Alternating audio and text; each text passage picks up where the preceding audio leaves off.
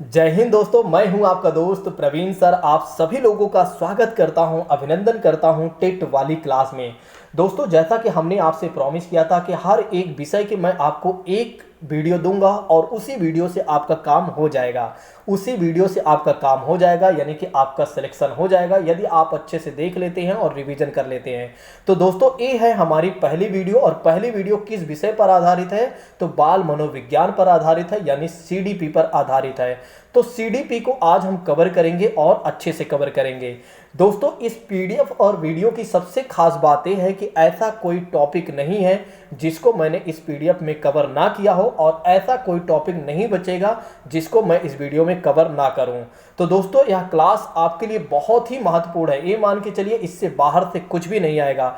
जो लोग नए हैं वे क्या करें, चैनल को सब्सक्राइब कर ले, और जो लोग पुराने हैं वे क्या करेंगे, दूसरों को शेयर कर देंगे। देखिए, इस पीडीएफ और वीडियो की सबसे और भी खास बात ये हो जाती है कि इस पर मैंने बहुत मेहनत किया हुआ है। मैं आपको बताता हूं थोड़ा से, ठीक है। अब आप लोग कहेंगे सर अपनी कहानी बता रहे हैं, लेकिन ये बातें सत्य हैं। कल था शनिवार। शनिवार से लेकर, मतलब शनिवार 3 बजे से लेकर, दिन के 3 बजे से लेकर, ये मान के चलिए अभी संडे आज है, जिस समय तक आप वीडियो देख रहे हैं, ठीक है, ये पूरा उस कल से लेकर आज तक का पूरा दिन मेरा, यानी कि कल से आज तक के पूरा समय जो लगा हुआ है इसी वीडियो और पीडीएफ में बनाने में मेरा पूरा समय लगा है। सुबह मैंने आज केवल नाश्ता किया था, उसके बाद मैंने कुछ नहीं किया। मैंने सोच लिया था कि आज मुझे इसे कंप्लीट करके ही देना है, कुछ भी हो जाए, बिना कंप्लीट किए मुझे कुछ भी नहीं करना है। और मैंने कोई काम नहीं किया, पूरा काम सिर्फ इसी पर किया हुआ है, पीडीएफ और वीडियो बनाने में। तो दोस्तों, इस पीडीएफ और वीडियो का सम्मान जरूर करिएगा। और अगर आप लोगों को मेरे पढ़ाने का तरीका अच्छा लगे, या मेरे कंटेंट अच्छा लगे, या मेरी कोई बात अच्छी लगे, तो एक बार कमेंट करके जरूर बताइएगा और लाइक वगैरह भी कर दीजिएगा। तो दोस्तों, आइए अब प्रारंभ करते हैं बिना किसी और बात की चर्चा करते हुए। जैसा कि बात करते हैं विकास की अवधारणा के बारे में। विकास की अवधारणा के बारे में अगर देखा जाए तो कहा जाता है, इसे अंग्रेजी में कॉन्सेप्ट ऑफ डेवलपमेंट कहा जाता है। क्या कहा जाता है? कॉन्सेप्ट ऑफ डेवलपमेंट कहा जाता है। देखिए, यहाँ पर इस क्लास को इस टॉपिक को पढ़ाने से पहले एक और बात मैं ऐड ऑन करना चाहूँगा। देखिए, बात यह है कि बहुत सारे छात्र ऐसे होंगे जिन्हें लगेगा कि हमने इस टॉपिक को पढ़ा हुआ है, हमने इस चीज़ को पढ़ा हुआ है, हमें स्किप कर देना चाहिए। तो दोस्तों, आपको स्किप नहीं करना है, बिल्कुल भी स्किप नहीं करना है। भले ही आप लोगों ने पढ़ा हुआ, लेकिन आपको अच्छे से ईमानदारी से देखना है ताकि आपका रिवीजन हो जाए, क्योंकि आपको कुछ नया ही जानने को मिलेगा, भले ही आप लोगों ने 1 से 2 बार पढ़ा होगा, ठीक है, या पढ़ा है जैसे, ठीक है। इस बात को ध्यान रखिएगा। अब मुझे समझाना ना पड़े आप लोगों को, ठीक है, कि हाँ आपको देखना चाहिए। बाकी आपकी मर्जी है, आपको क्या करना है क्या नहीं करना है। एग्जाम आपका है, चुनना आपको है कि क्या करना है क्या नहीं करना, वो आप देख लीजिएगा। चलिए बात करते हैं विकास की अवधारणा के बारे में। देखिए, विकास की अवधारणा के बारे में अगर देखा जाए तो विकास के बारे में आइए सबसे पहले समझते हैं। देखिए, विकास जो है जीवन पर्यंत चलने वाली एक प्रक्रिया है। अगर आपसे कोई कहता है कि भैया विकास क्या है, तो आप उसे बता दीजिएगा कि विकास जो होता है वो जीवन पर्यंत चलने वाली प्रक्रिया होती है। अब यहाँ पर इस बात को हमें समझना होगा कि विकास की प्रक्रिया कहाँ से प्रारंभ होती है, क्योंकि ये भी हमारे एग्जाम में आता है कि भैया आप ये बता दीजिए कि विकास की प्रक्रिया कहाँ से प्रारंभ होती है। तो विकास की प्रक्रिया वहाँ से प्रारंभ होती है जहाँ से बच्चे का जन्म की प्रक्रिया प्रारंभ होती है। और बच्चे के जन्म की प्रक्रिया कहाँ से प्रारंभ होती है? तो माता के गर्भ से ही बच्चे के जन्म की प्रक्रिया प्रारंभ होती है। और जब तक जो बच्चा रहता है वही व्यक्ति बन जाता है आगे चलकर, और जब तक उसका जीवन होता है तब तक उसका विकास होता रहता है। यही है दोस्तों विकास। देखिए, विकास के बारे में अगर देखा जाए तो विकास को एक तरीके से महसूस किया जा सकता है, इसे प्रत्यक्ष रूप से नहीं देखा जा सकता है। आगे हम देखेंगे विकास और वृद्धि के बारे में, तो वहाँ और अच्छे से समझेंगे विकास को भी और वृद्धि को भी। तो अभी तो हम केवल विकास यहाँ पर देख रहे थे, तो वृद्धि को आगे हम देखेंगे। आइए अब बात करते हैं कि विकास की प्रक्रिया में बालक का क्या क्या विकास होता है, ठीक है।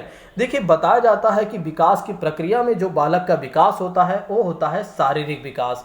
अब शारीरिक विकास की जब बात की जाती है दोस्तों, शारीरिक विकास की बात की जाती है तो इसमें कौन कौन सी चीज़ें शामिल कर ली जाती हैं, जैसे कि बच्चे का ऊंचाई का बढ़ना, मतलब कहने का मतलब ये है कि बच्चे के हाइट का बढ़ना, और एक तरीके से कह सकते हैं शरीर के अंगों का बढ़ना, ये सब क्या हो जाता है, शारीरिक विकास होता है।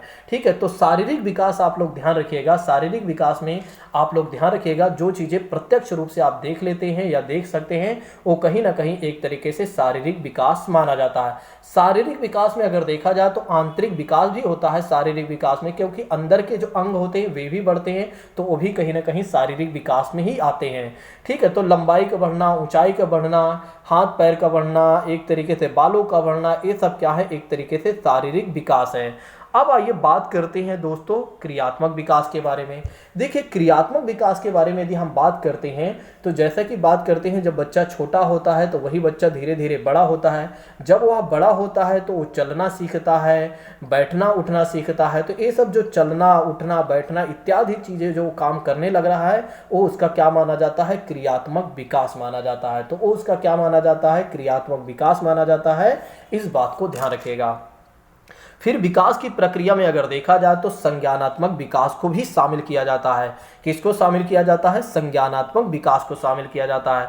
देखिए संज्ञानात्मक विकास के बारे में यदि हम बात करते हैं तो इसे कॉग्निटिव डेवलपमेंट कहा जाता है अंग्रेजी में, और अगर इसको हम सरल रूप में यानी कि सरल भाषा में कर देते हैं या सरल शब्द में यदि हम इसे करते हैं तो इसे मानसिक विकास भी कहा जाता है। क्या कहा जाता है, मानसिक विकास भी कहा जाता है। देखिए मानसिक विकास का मतलब क्या होता है, जैसे कि जब बच्चा कल्पना करता है, स्मरण करता है, विचार करता है, ये सब क्या है, उसका मानसिक विकास हुआ।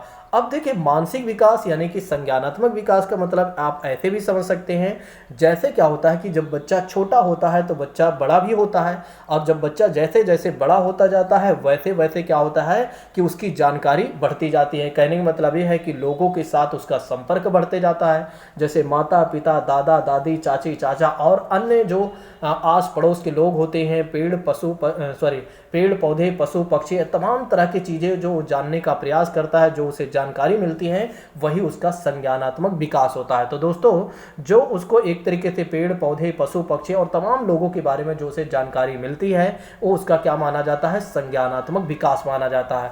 और उन्हीं के आधार पर अगर देखा जाए तो वो कल्पना करना सीख जाता है, स्मरण करना सीख जाता है और विचार करना सीख जाता है, निरीक्षण करना सीख लेता है और किसी भी समस्या का समाधान करना सीख लेता है। और यही अगर देखा जाए जो उसका कल्पना करना है, स्मरण करना है, विचार करना है, निरीक्षण करना है, समस्याओं का समाधान करना है, यही उसका क्या माना जाता है, संज्ञानात्मक विकास माना जाता है। यही उसका क्या माना जाता है, संज्ञानात्मक विकास माना जाता है। इस बात को ध्यान रखिएगा। अब आइए बात करते हैं भाषागत विकास के बारे में। देखिए भाषागत विकास के बारे में यदि हम बात करते हैं, लैंग्वेज डेवलपमेंट के बारे में बात करते हैं, तो बच्चा जिस एनवायरनमेंट में रहता है उस तरह की भाषा को सीखता है। जैसे कि बात करते हैं अगर किसी बच्चे का जन्म होता है उत्तर प्रदेश में तो वो हिंदी सीखेगा, और जैसे जैसे वो छोटा होता है, बच्चा छोटा होता है, जैसे जैसे वो बड़ा होता जाता है वैसे वैसे उसका भाषा का विकास होते जाता है। जब बच्चा छोटा होता है तो जिस भाषा में मतलब जिस एनवायरनमेंट में है, जैसे कि उसे हिंदी सीखना है या उसे हिंदी के एनवायरनमेंट में ला हुआ है, तो पहले हिंदी के 2-4 शब्द बोलेगा, धीरे धीरे क्या होगा, हिंदी के ज़्यादा शब्द बोलने लगेगा। और अगर देखा जाए तो इस उम्र तक, जैसे आज हम सब लोग हैं, कहीं ना कहीं एक तरीके से जैसे कि हम इस उम्र में हैं तो हमारा जो विकास हुआ है वो काफ़ी ठीक ठाक हो गया है।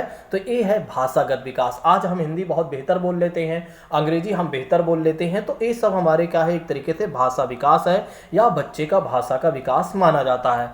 अब बात करते हैं संवेगात्मक विकास के बारे में। दोस्तों देखिए संवेगात्मक विकास को अंग्रेजी में कहा जाता है इमोशनल कहा जाता है, यानी कि इमोशनल डेवलपमेंट कहा जाता है। अब इमोशनल डेवलपमेंट क्या होता है, इमोशन का मतलब क्या हो जाता है। देखिए जैसे कि बात करते हैं, भय की बात करते हैं यानी डर की बात करते हैं, ठीक है, क्रोध की बात करते हैं, घृणा की बात करते हैं, क्रोध हो गया, घृणा हो गया, और एक तरीके से खुशी हो गई, और स्नेह हो गया, प्रेम हो गया, ये सभी क्या है, एक तरीके से इमोशन के पार्ट होते हैं। ये सभी क्या होते हैं, इमोशन के पार्ट होते हैं। यानी कहने का मतलब ये है कि ये संवेग के एक हिस्सा माने जाते हैं।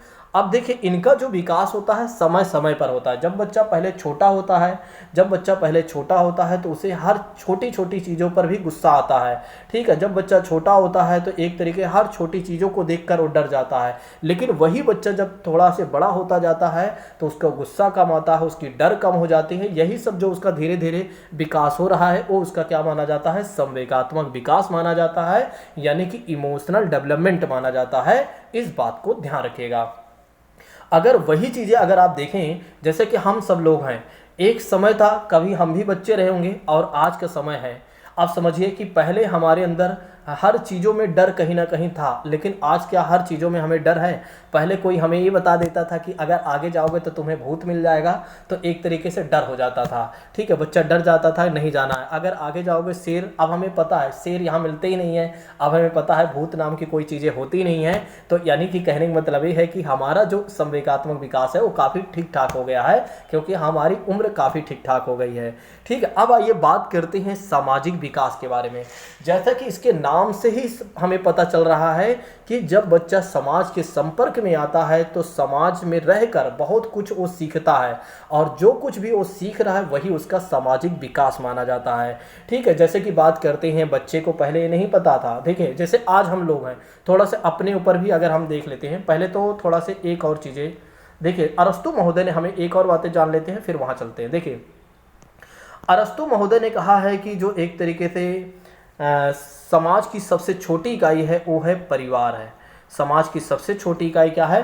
समाज की सबसे छोटी इकाई क्या है दोस्तों? परिवार है। और परिवार, और एक तरीके से अरस्तु महोदय ने ये भी कहा है, मनुष्य एक सामाजिक प्राणी होता है और समाज में ही रहकर वो समाज से ही बहुत कुछ सीखता है। तो जो वो बहुत कुछ सीख रहा है वही उसका एक तरीके से क्या माना जा रहा है? सामाजिक विकास माना जा रहा है। देखिए पहले हमें नहीं पता था कि आत्मसम्मान क्या होता है, हमें नहीं पता था कि स्वाभिमान क्या होता है। ठीक है, हमें नहीं पता था कि हमारा धर्म क्या है, और हमें नहीं पता था कि हमारी जाति क्या है। ठीक है, यही सब हमारे परिवार के लोगों ने हमें बताया कि हमारा धर्म क्या है। और जब हमें कुछ नहीं पता, जब मतलब थोड़ा बहुत हमें परिवार से पता चला, और जो कुछ भी हमें नहीं पता था हम समाज के जब संपर्क में आए तो हमें पता चला कि भैया हमारी जाति ये है, हमारा धर्म ये है, हमें ये करना है, ये नहीं करना है, और ऐसा हमें रहना है, ऐसा हमें नहीं रहना है। ये सारा कुछ जो हमें पता चल पा रहा है या चला हुआ है, यही कहीं ना कहीं सामाजिक विकास हुआ है। कहने का मतलब ये है कि ये है सामाजिक विकास। कहने का मतलब ये है कि बच्चा जब समाज के संपर्क में आता है और समाज से जो कुछ भी वो सीखता है वही उसका सामाजिक विकास माना जाता है। ठीक है दोस्तों, तो दोस्तों अभी हमने आपको बताया कि विकास जो है जीवन पर्यंत चलने वाली प्रक्रिया है, और विकास की प्रक्रिया में अगर देखा जाए तो बालक का जो विकास होता है, शारीरिक विकास होता है, क्रियात्मक विकास होता है, और संज्ञानात्मक विकास होता है, भाषागत विकास होता है, संवेगात्मक विकास होता है, सामाजिक विकास होता है। दोस्तों आई होप कि आप लोगों को मेरी बातें समझ में आ गई होंगी। आइए हम चलते हैं नेक्स्ट चीज़ों के बारे में। आइए अब हम समझते हैं वृद्धि और विकास के बारे में। देखिए वृद्धि के बारे में यदि हम बात करते हैं तो वृद्धि जो होती है वो कहीं ना कहीं हमें दिखाई देती है। कहने का मतलब ये है जैसे हमारे शरीर के अंगों का जो बढ़ना, यानी कि हमारे शरीर के अंग जो बढ़ने या हमारी हाइट जो बढ़ रही है वो कहीं ना कहीं वृद्धि है। विकास की बात करते हैं तो विकास जो होता है, विकास को हम केवल और केवल दोस्तों महसूस कर सकते हैं, विकास को हम नहीं देख सकते हैं। तो विकास एक तरीके से परिवर्तन भी माना जाता है। ठीक है, विकास क्या होता है? परिवर्तन माना जाता है, इस बात को ध्यान रखिएगा। यहाँ पर एक और बातें मैं आपसे कहना चाहूँगा। देखिए जो वृद्धि होती है वो मात्रात्मक होती है या परिमाणात्मक होती है। कहने का मतलब ये है कि जैसे कि आप देखते हैं कि लंबाई जब बढ़ती है तो ऐसे नहीं कि रातों रात कुछ हो जाता है, यानी कि गुणात्मक में नहीं बढ़ती है। देखिए गुणात्मक में हमारी वृद्धि नहीं होती है। गुणात्मक का मतलब ये हो जाता है 2 गुणे 2, 2 दूनी 4, 4 दूनी 8, 8 दूनी 16, दूनी 32। कहने का मतलब ये है कि आज हम 1 फुट के हैं तो परसों 3 फुट के, परसों हम 2 फुट के हो जाएंगे, और फिर अगर देखा जाए 4 फुट के हो जाएंगे, 6 फुट के हो जाएंगे। ऐसा नहीं होता है। वृद्धि जो होती है दोस्तों वो मात्रात्मक होती है, यानी परिमाणात्मक होती है, जो धीरे धीरे वृद्धि बढ़ती है, यानी धीरे धीरे हमारे शरीर के जो ऊंचाई लंबाई वगैरह होती है वो बढ़ती है। लेकिन विकास अगर देखा जाए तो मात्रात्मक के साथ साथ गुणात्मक भी होता है। कहने का मतलब ये है कि देखिए जब वृद्धि होती है तो इसका मतलब ये नहीं होता है अगर हमारा शारीरिक विकास हो रहा है, हमारी लंबाई ऊंचाई का बढ़ना हो रहा है, तो इसका मतलब ये नहीं है कि हम समाज में कुछ सीखेंगे नहीं, या एक तरीके से हमारा मानसिक विकास नहीं होगा, हमारा संवेगात्मक विकास नहीं होगा, सामाजिक विकास नहीं होगा। इसका मतलब ये नहीं है। वृद्धि अगर होगी तो वृद्धि के साथ साथ क्या होता है, विकास भी होता है। और इसीलिए यहाँ पर कहा गया है कि विकास जो होता है परिमाणात्मक के साथ साथ क्या होता है, व्यवहारिक भी होता है या गुणात्मक भी होता है। इस बात को ध्यान रखिएगा। ठीक है, अब आइए बात करते हैं वृद्धि जो होती है दोस्तों, एक वृद्धि की जो प्रक्रिया होती है एक सीमा तक होती है। कहने का मतलब ये है कि वृद्धि अगर देखा जाए तो कहीं ना कहीं एक सीमा तक ही होगी। एक व्यक्ति की अगर हाइट बढ़ेगी तो बहुत बढ़ेगी, 20 साल तक, 21 साल तक। मान लेते हैं भगवान ने बहुत ज़्यादा उस पर दया कर दिया है, उसका खाने पीने बहुत अच्छा रहा, तो 22 साल तक व्यक्ति बढ़ जाएगा, लेकिन उसके बाद उसकी हाइट नहीं बढ़ेगी। हाँ, आप लोगों ने एक यूट्यूब पर देखा होगा कि एक व्यक्ति था, काफ़ी लंबा होते जा रहा था। दरअसल क्या था कि उसके अब जो व्यक्ति काफ़ी हमेशा बढ़ रहा है, जो मतलब एक तरीके से कोई सीमा नहीं उसके बढ़ने की, हर उम्र में वो बढ़ रहा है, तो इसका मतलब ये हो जाता है 20, 21, 22 के बाद, तो इसका मतलब ये हो जाता है उससे कोई बीमारी है। जैसे अफ्रीका का एक व्यक्ति हमने वीडियो देखा था, अफ्रीका के एक व्यक्ति का हमने वीडियो देखा था, उसकी हाइट बहुत बड़ी हो गई थी, वो 7-8 फीट का हो गया था। ठीक है, तो उसमें क्या मानी जाती है, वो बीमारी है, क्योंकि वो हर उम्र में बढ़ रहा है। ठीक है, तो इस बात को ध्यान रखिएगा। तो वृद्धि जो होती है एक समय तक ही होती है, ऐसा नहीं है कि हमेशा होती रहेगी, यानी कि हमारे शरीर की जो लंबाई हो एक समय तक जाएगी और उसके बाद रुक जाएगी। लेकिन विकास जो होता है हमेशा होता रहता है। ठीक है, यानी कि एक तरीके से कह सकते हैं कि विकास एक निरंतर चलने वाली प्रक्रिया है जो जीवन पर्यंत चलता रहता है। यहाँ पर विकास के लिए वृद्धि के लिए एक शब्द कहा गया है कि जो वृद्धि है वो विकास का ही एक भाग माना जाता है। इस बात को भी ध्यान रखिएगा। ठीक है, वृद्धि इसका एक भाग है, यानी कि विकास का एक भाग है, इस बात को ध्यान रखिएगा। नेक्स्ट बात करते हैं, यहाँ पर लिखा भी गया है कि वृद्धि की जो क्रिया होती है आजीवन नहीं होती है। कहने का मतलब ये है कि मेच्योरिटी के बाद क्या होती है, वृद्धि रुक जाती है। लेकिन विकास क्या होता है, एक तरीके से सतत चलने वाली एक प्रक्रिया होती है। मेच्योर होने के बाद भी, मेच्योरिटी परिपक्व होने के बाद भी विकास चलती रहती है, चलता रहता है। नेक्स्ट बात करते हैं, फिर हमने आपको बताया, फिर अगर देखा जाए तो बताया जाता है कि बालक की शारीरिक वृद्धि हो रही है, तो इसका अर्थ ये नहीं है कि उसमें विकास नहीं हो रहा है, यानी कि इसका मतलब ये है कि विकास भी हो रहा है। बिल्कुल, हमने अभी आपको बताया था ऊपर, ठीक है, पहले ही हमने आपको बताया था कि वृद्धि हो रही है, तो इसका मतलब ये नहीं है कि विकास नहीं होगा। ठीक है, वृद्धि के साथ साथ क्या होता है, विकास भी होता है। यहाँ पर लिखा भी गया है कि बालक में विकास के लिए भी वृद्धि आवश्यक नहीं है। लेकिन हाँ, इस बात को ध्यान रखिएगा, अगर विकास होना है तो वृद्धि अगर नहीं भी हो रही तब भी विकास होगा। जैसे कि बात करते हैं, किसी व्यक्ति की हाइट नहीं बढ़ रही है, तो इसका मतलब ये नहीं है कि विकास नहीं होगा। लेकिन एक तरीके से अगर देखा जाए तो वृद्धि होगी तो विकास तो होता ही होता है। ठीक है, यहाँ विकास जो होता है गुणात्मक होता है। हमने आपको बताया ही है कि मात्रात्मक के साथ साथ अगर देखा जाए तो गुणात्मक भी होता है। ठीक है, इस बात को ध्यान रखिएगा। जो वृद्धि है वो विकास का एक पार्ट माना जाता है, इस बात को भी ध्यान रखिएगा। जो वृद्धि है वो विकास का एक पार्ट भी माना जाता है, यानी कि एक भाग भी माना जाता है। तो दोस्तों, हमने जैसे आपको बताया कि वृद्धि और विकास के बारे में, कि वृद्धि, इसको हमारे पॉइंट से समझिए, क्योंकि कई बार क्या होता है किताब में, ठीक है, इधर उधर के पॉइंट लिखे हुए हैं। देखिए, इसको मैं ऐसे समझा देता हूँ। देखिए, वृद्धि के बारे में हमने आपको बताया कि वृद्धि को देखा जा सकता है, विकास को देखा नहीं जा सकता है, महसूस किया जा सकता है। वृद्धि एक मेच्योरिटी तक बढ़ेगी, यानी कि एक समय तक बढ़ेगी और उसके बाद क्या हो जाएगी, वृद्धि रुक जाएगी। लेकिन विकास अगर देखा जाए तो एक तरीके से निरंतर चलने वाली एक प्रक्रिया है, यानी कि जब तक व्यक्ति का जीवन होता है तब तक ऐसा विकास होता रहता है। वृद्धि के बारे में अगर देखा जाए तो वृद्धि मात्रात्मक होती है, लेकिन विकास जो होता है एक तरीके से मात्रात्मक के साथ साथ गुणात्मक भी होता है। फिर हमने आपको बताया है कि वृद्धि जो होती है एक तरीके से वृद्धि जो होती है विकास का ही एक पार्ट माना जाता है। इस बात को भी आपको ध्यान रखना है। ठीक है, तो और अगर देखा जाए तो हाँ, बस इतनी ही बातें हैं वृद्धि और विकास के बारे में।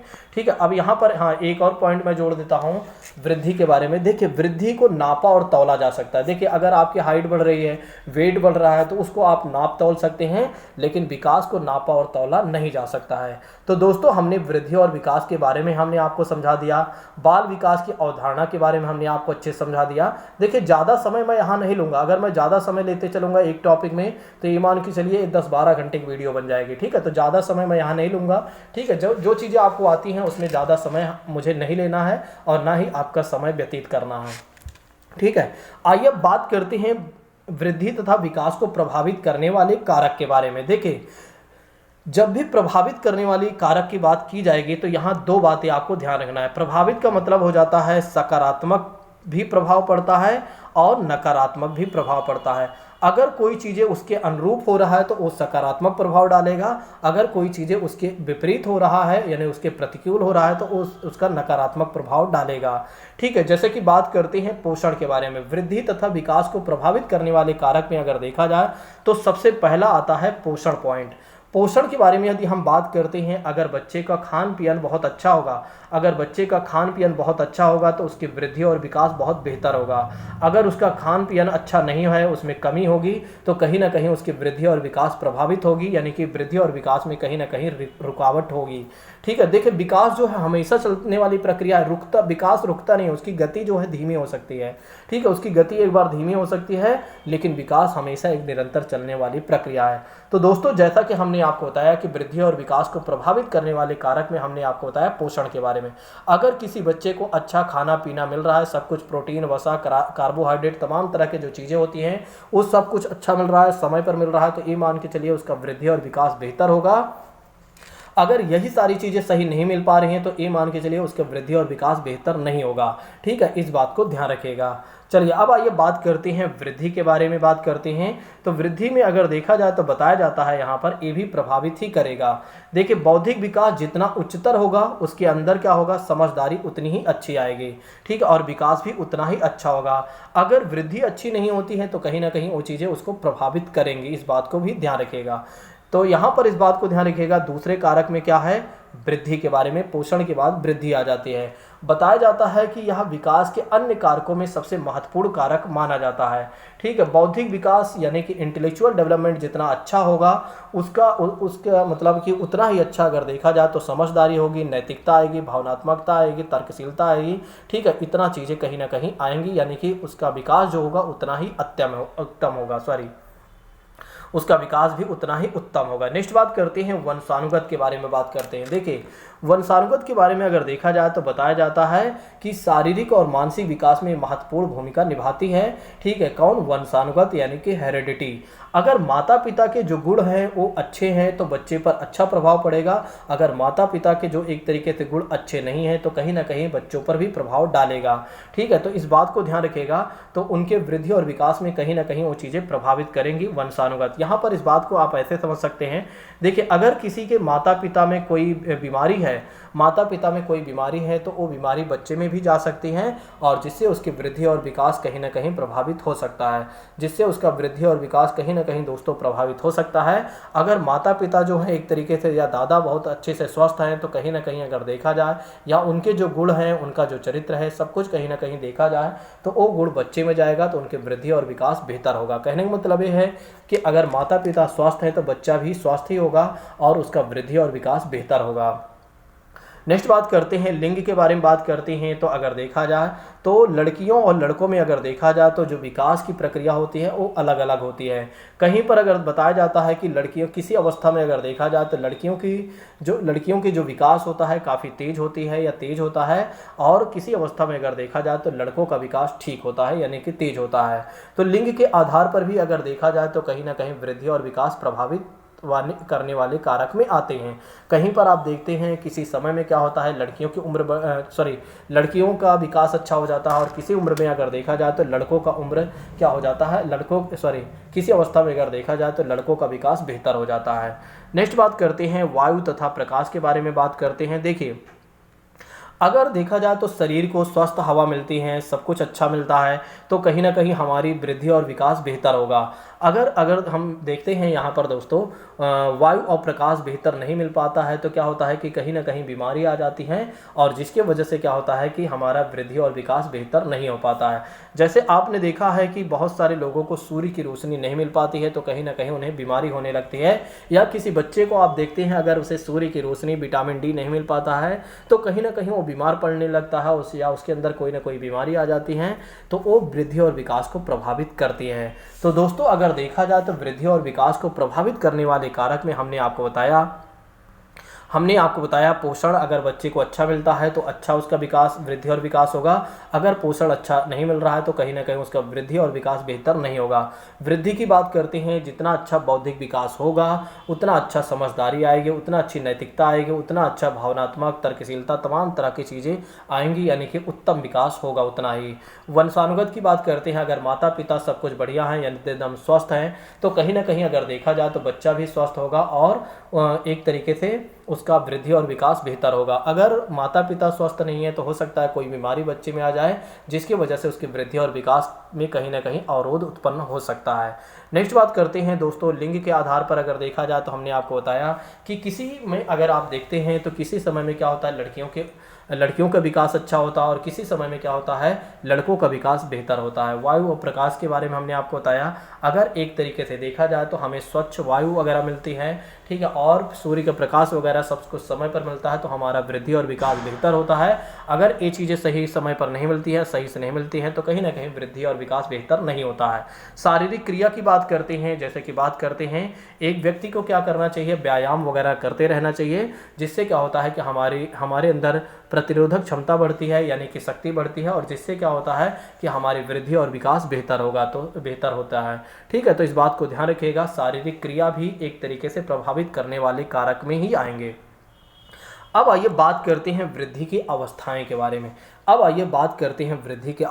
बारे में। जैसे कि बात करते हैं, सबसे पहला काल है शैशवा काल। ध्यान रखिएगा, शैशवा काल जन्म से लेकर 2 वर्ष की अवस्था को क्या कहा गया है, शैशवा काल कहा गया है।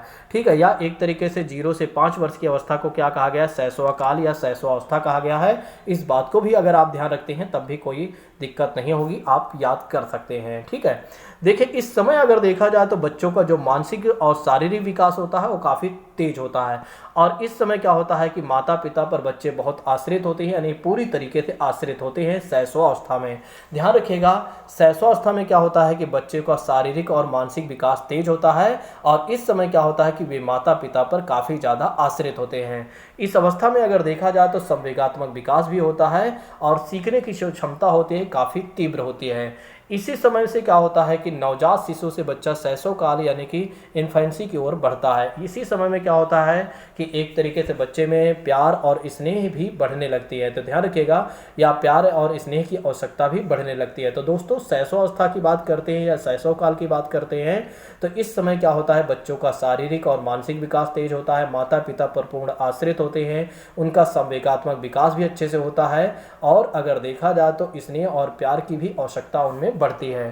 ठीक है, या बढ़ने लगती है। दोस्तों इस बात को ध्यान रखिएगा। आइए समझते हैं बाल्यकाल के बारे में या बाल्यावस्था के बारे में। देखिए बाल्यकाल को अंग्रेजी में क्या कहा जाता है, चाइल्डहुड कहा जाता है और इसे 2 भागों में बांटकर हमें बताया गया है। तो 2 भागों में अगर देखा जाए तो पहला भाग कौन सा है, पूर्व बाल्यकाल, जिसे अर्ली चाइल्डहुड कहा जाता है। अर्ली चाइल्डहुड के बारे में यदि हम बात करते हैं तो इसकी जो अवस्था है 2 से लेकर 6 वर्ष की अवस्था को क्या कहा गया है, अर्ली चाइल्डहुड कहा गया है, यानी कि एक तरीके से पूर्व बाल्यकाल कहा गया है। इस समय क्या होता है, बच्चे का जो जुड़ाव होता है वो बाहरी चीज़ों से जुड़ाव होने लगता है। देखिए जब बच्चा क्या होता है 2 से 6 वर्ष की अवस्था में आता है तो कहीं ना कहीं उसका जो जुड़ाव होता है वो बाहरी चीज़ों से होने लगता है। यहाँ पर अगर देखा जाए तो यहाँ पर सबसे खास बात आपको ये मिलेगी दोस्तों कि नकल करने की प्रवृत्ति यानी कि अनुकरण और दोहराने की प्रवृत्ति पाई जाती है। तो ध्यान रखिएगा, जो पूर्व बाल्यकाल में क्या है, सबसे खास बात ध्यान रखिएगा कि यहाँ पर अगर देखा जाए तो सबसे खास बात क्या है, नकल करने की प्रवृत्ति या अनुकरण करने या दोहराने की प्रवृत्ति। अब नकल करने का मतलब ये हो जाता है जैसा आप करेंगे वैसा बच्चा करने का प्रयास करेगा, वही है नकल करना या अनुकरण करना है। लेकिन इस समय यहां पर एक और खास बात हो जाती है दोस्तों, पूर्व बाल्यकाल में ही इस बात को ध्यान रखिएगा कि यह जो काल है यानी कि यह जो समय है भाषा सीखने की सर्वोत्तम अवस्था है। इसको ध्यान रखिएगा, अगर आपके एग्जाम में प्रश्न पूछा जाता है कि भाषा सीखने की सर्वोत्तम अवस्था कौन सी मानी जाती है तो ध्यान रखिएगा आप लोग पूर्व बाल्य काल है, यानी कि एक तरीके से अर्ली चाइल्डहुड में ऐसा होता है। और यहीं पर क्या होता है कि समाजीकरण और जिज्ञासा दोनों में भी वृद्धि होती है। तो इसी अवस्था में, यही वो अवस्था है जब समाजीकरण और जिज्ञासा दोनों में वृद्धि होती है। इस बात को भूलिएगा नहीं, ध्यान रखिएगा। तो हमने आपको बताया पूर्व बाल्यकाल के बारे में कि इस समय क्या होता है, बच्चे का जो जुड़ाव होता है वो बाहरी चीज़ों से होने लगता है, उसके नकल करने की प्रवृत्ति यानी कि अनुकरण और दोहराने की प्रवृत्ति बढ़ जाती है, समाजीकरण और जिज्ञासा की प्रवृत्ति होती है, दोनों में वृद्धि होती है। और भाषा सीखने की सबसे सर्वोत्तम अवस्था अगर कोई है तो वो है पूर्व बाल्यकाल है। आइए अब समझते हैं उत्तर बाल्यावस्था के बारे में। उत्तर बाल्यावस्था के बारे में क्या बताया जाता है कि 6 से लेकर 12 वर्ष की अवस्था को बताया जाता है उत्तर बाल्यावस्था। यदि आप लोगों को मेरे पढ़ाने का तरीका अच्छा लग रहा है या सारी बातें समझ में आ रही हैं तो एक बार जल्दी से लाइक कर दीजिए और पानी वानी पी लीजिए। देखिए थोड़ा से अपने पास कुछ ना कुछ रख लीजिए, खाने पीने का रख लीजिए, आराम से वीडियो को देखते चलिए और अपने पास कुछ खाने पीने का रख लीजिए। बस खाते रहिए और सुनते रहिए, पढ़ते रहिए, बस सब आपको याद हो जाएगा। तो उत्तर बाल्यावस्था की सबसे खास बात क्या है दोस्तों, यहाँ की जो सबसे खास बात यह है कि बच्चों में बौद्धिक विकास होने लगता है। ठीक है, बौद्धिक विकास होने लगता है, नैतिक विकास होने लगता है, सामाजिक विकास होने लगता है और बच्चों में तर्कशीलता आने लगती है। मतलब अगर आपने उनसे कुछ कहा, ठीक है, अगर आपने अमरूद को आम कह दिया तो मान के चलिए कि बवाल ही कट गया। ठीक है, बवाल ही हो गया और बच्चा बोलेगा भैया कैसे आप बोल सकते हैं, ये तो अमरूद है, आप कैसे आम कह सकते हैं। कहीं ना कहीं उनके अंदर तर्कशीलता आ जाती है। अगर उन्होंने आपसे मांगा 10 रुपये और आपने उन्हें दे दिया 9 रुपये तो फिर वे आपसे तर्क करने लगेंगे कि 1 रुपये कहाँ चला गया। ठीक है, और अगर वे दुकान पर चले जाते हैं तो मान के चलिए अगर दुकानदार ने उन्हें कम दिया तो वहाँ पर भी वे तर्क करना शुरू कर देते हैं, हाँ भैया कैसे, या कोई सामान गलत दे दिया तब भी वे तर्क करते हैं। क्योंकि 6 से लेकर 12 वर्ष का जब बच्चा हो जाता है तो कहीं ना कहीं छोटे मोटे काम भी करने लगता है। बताया जाता है कि इस अवस्था में अगर देखा जाए तो पढ़ने की रुचि की वृद्धि के साथ साथ क्या होता है, स्मरण शक्ति यानी कि स्मरण क्षमता यानी कि याद करने की क्षमता का भी विकास होता है। यही वो अवस्था है जब बच्चा समूह में खेलना पसंद करते हैं। यही वो अवस्था है दोस्तों जब बच्चे समूह में खेलना पसंद करते हैं यानी कि समूह में रहना पसंद करते हैं। इस बात को भी ध्यान रखिएगा, समलैंगिक व्यक्ति को ही मित्र बनाना पसंद करते हैं। आपके एग्जाम में यह प्रश्न पूछा जा सकता है कि ऐसी कौन सी अवस्था है जब बच्चे समलैंगिक व्यक्ति को ही मित्र बनाना चाहते हैं, तो वो अवस्था है उत्तर बाल्यावस्था 6 से लेकर 12 वर्ष। यहीं पर क्या होता है, जीवन में अनुशासन और नियमों की महत्व को भी समझने लगते हैं। क्योंकि यहीं पर अगर देखा जाए तो कहीं ना कहीं वे माता पिता या स्कूल से भी डरने लगते हैं, क्योंकि उन्हें ये पता चलने लगता है मुझे क्या करना है और क्या नहीं करना है। अगर वे कोई भी गलत काम करते हैं तो मान के चलिए उन्हें पता है कि मैं डांट खाऊंगा, मार खाऊंगा, इसलिए वे हमेशा अनुशासन और नियमों को समझने लगते हैं। और यही वो प्रवृत्ति होती है जो खोजने की प्रवृत्ति होती है। यहाँ एक तरीके से बच्चा जो होता है घुमक्कड़ जीवन जीता है। अच्छा, घुमक्कड़ जीवन का मतलब क्या होता है, जैसे बच्चे को अगर आप देखेंगे, अगर उससे आप ये बोलेंगे कि तुम, जैसे वो 2 मिनट में आपके घर पर, जैसे मान लेते हैं बच्चा है, अब बच्चा क्या है एक तरीके से बैठा हुआ है और थोड़ी देर बाद आप देखेंगे तो कहीं और चला जाएगा। ठीक है, और जब आप उससे पूछेंगे कि भैया तुम कहाँ थे, तो एक तरीके से क्या होता है वो आपसे बताएगा अरे मैं तो यहीं बाहर ही खड़ा था। जैसे कई बार क्या होता है, कभी डमरू की आवाज़ सोचिए एक बार। ठीक है, जब हमारे आपका समय था तो डमरू की आवाज़ जब आती थी तो हम समझ जाते थे जादूगर आया है, तो फिर हम वहाँ निकल लेते थे, यानी खोज करने निकल लेते थे कि भैया कहाँ पर जादूगर आया है, आइए देखते हैं। ठीक है, तो एक तरीके से अगर देखा जाए तो उत्तर बाल्यावस्था जो होती है वो काफ़ी ठीक ठाक होती है। उत्तर बाल्यावस्था की सबसे खास बातें कौन कौन सी हैं, एक तो बौद्धिक और नैतिक सामाजिक तर्कशीलता का विकास होता है, पढ़ने में रुचि बढ़ती है और याद करने की क्षमता का भी विकास होता है। बच्चे समूह में रहना या समूह में खेलना पसंद करते हैं। लेकिन सबसे खास बात क्या है दोस्तों, सबसे खास बात यह है कि समलैंगिक व्यक्ति को ही मित्र बनाना पसंद करते हैं। ये आपके लिए बहुत ही महत्वपूर्ण है, इसको याद कर लीजिएगा, अपने दिमाग में तुरंत सेट कर लीजिएगा, स्कैन कर लीजिए कि वो कौन सी अवस्था है जब व्यक्ति या बच्चा जो होता है समलैंगिक मित्र को ही बनाना पसंद करता है, तो वो होते हैं उत्तर बाल्यावस्था। या खोजी दृष्टिकोण या घूमने प्रवृत्ति का विकास का होता है, क्या होता है, कौन सी अवस्था में आती है, तो उत्तर बाल्यावस्था में आती है। दोस्तों इस बात को ध्यान रखिएगा।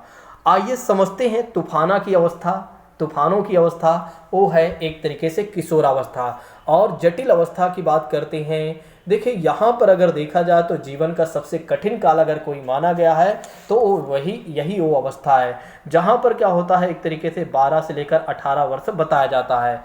देखिए इस समय क्या होता है कि हमारा जीवन करियर को लेकर भी काफ़ी ज़्यादा परेशान रहता है, यानी कि हम इस बात को लेकर भी परेशान रहते हैं कि एक तरीके से हमें क्या करना चाहिए, क्या नहीं करना चाहिए, हमें कौन से सब्जेक्ट लेना चाहिए, क्या नहीं, मतलब हर तरह की बातें जो हैं वो किशोरावस्था में आती हैं। ठीक है, यहाँ तो आप जानते ही हैं, यहाँ जो सबसे खास बात है वो है व्यक्ति के शारीरिक संरचना में परिवर्तन की बात करते हैं। कहने का मतलब ये है कि अगर लड़का है तो उसमें भी प्रजनन अंगों का विकास होता है, लड़कियों में भी अगर देखा जाए तो प्रजनन अंगों का विकास होता है दोस्तों। ठीक है, तो यहाँ पर एक विकास क्या विकसित हो जाता है कहीं ना कहीं, और इस अवस्था में क्या होता है कि बाल्यावस्था से बच्चा जो होता है मेच्योरिटी की ओर जाने लगता है। इस अवस्था में लंबाई और भार दोनों में ही वृद्धि होती है और मांसपेशियों में भी वृद्धि होती है। यहीं पर क्या होता है, लड़कों की जो आवाज़ होती है वो मोटी होने लगती है, कहीं ना कहीं आपने महसूस किया होगा। ठीक है, तो इस अवस्था में अगर देखा जाए तो इस अवस्था को क्या कहा गया है, सबसे जटिल अवस्था कहा गया है, तूफानों की अवस्था कहा गया है, ऐसे तमाम तरह के नामों से इसे जाना गया है। यही वो अवस्था है जहाँ पर सबसे कठिन अवस्था होती है। ठीक है, जहाँ पर क्या होता है, बच्चा जो होता है वो कई बार क्या होता है दोस्तों, गलत गतिविधियों में लग जाता है, कई बार क्या होता है गलत गतिविधि में लग जाता है। ठीक है, तो यहीं पर क्या होता है कि बच्चे को समझने की भी ज़रूरत पड़ती है।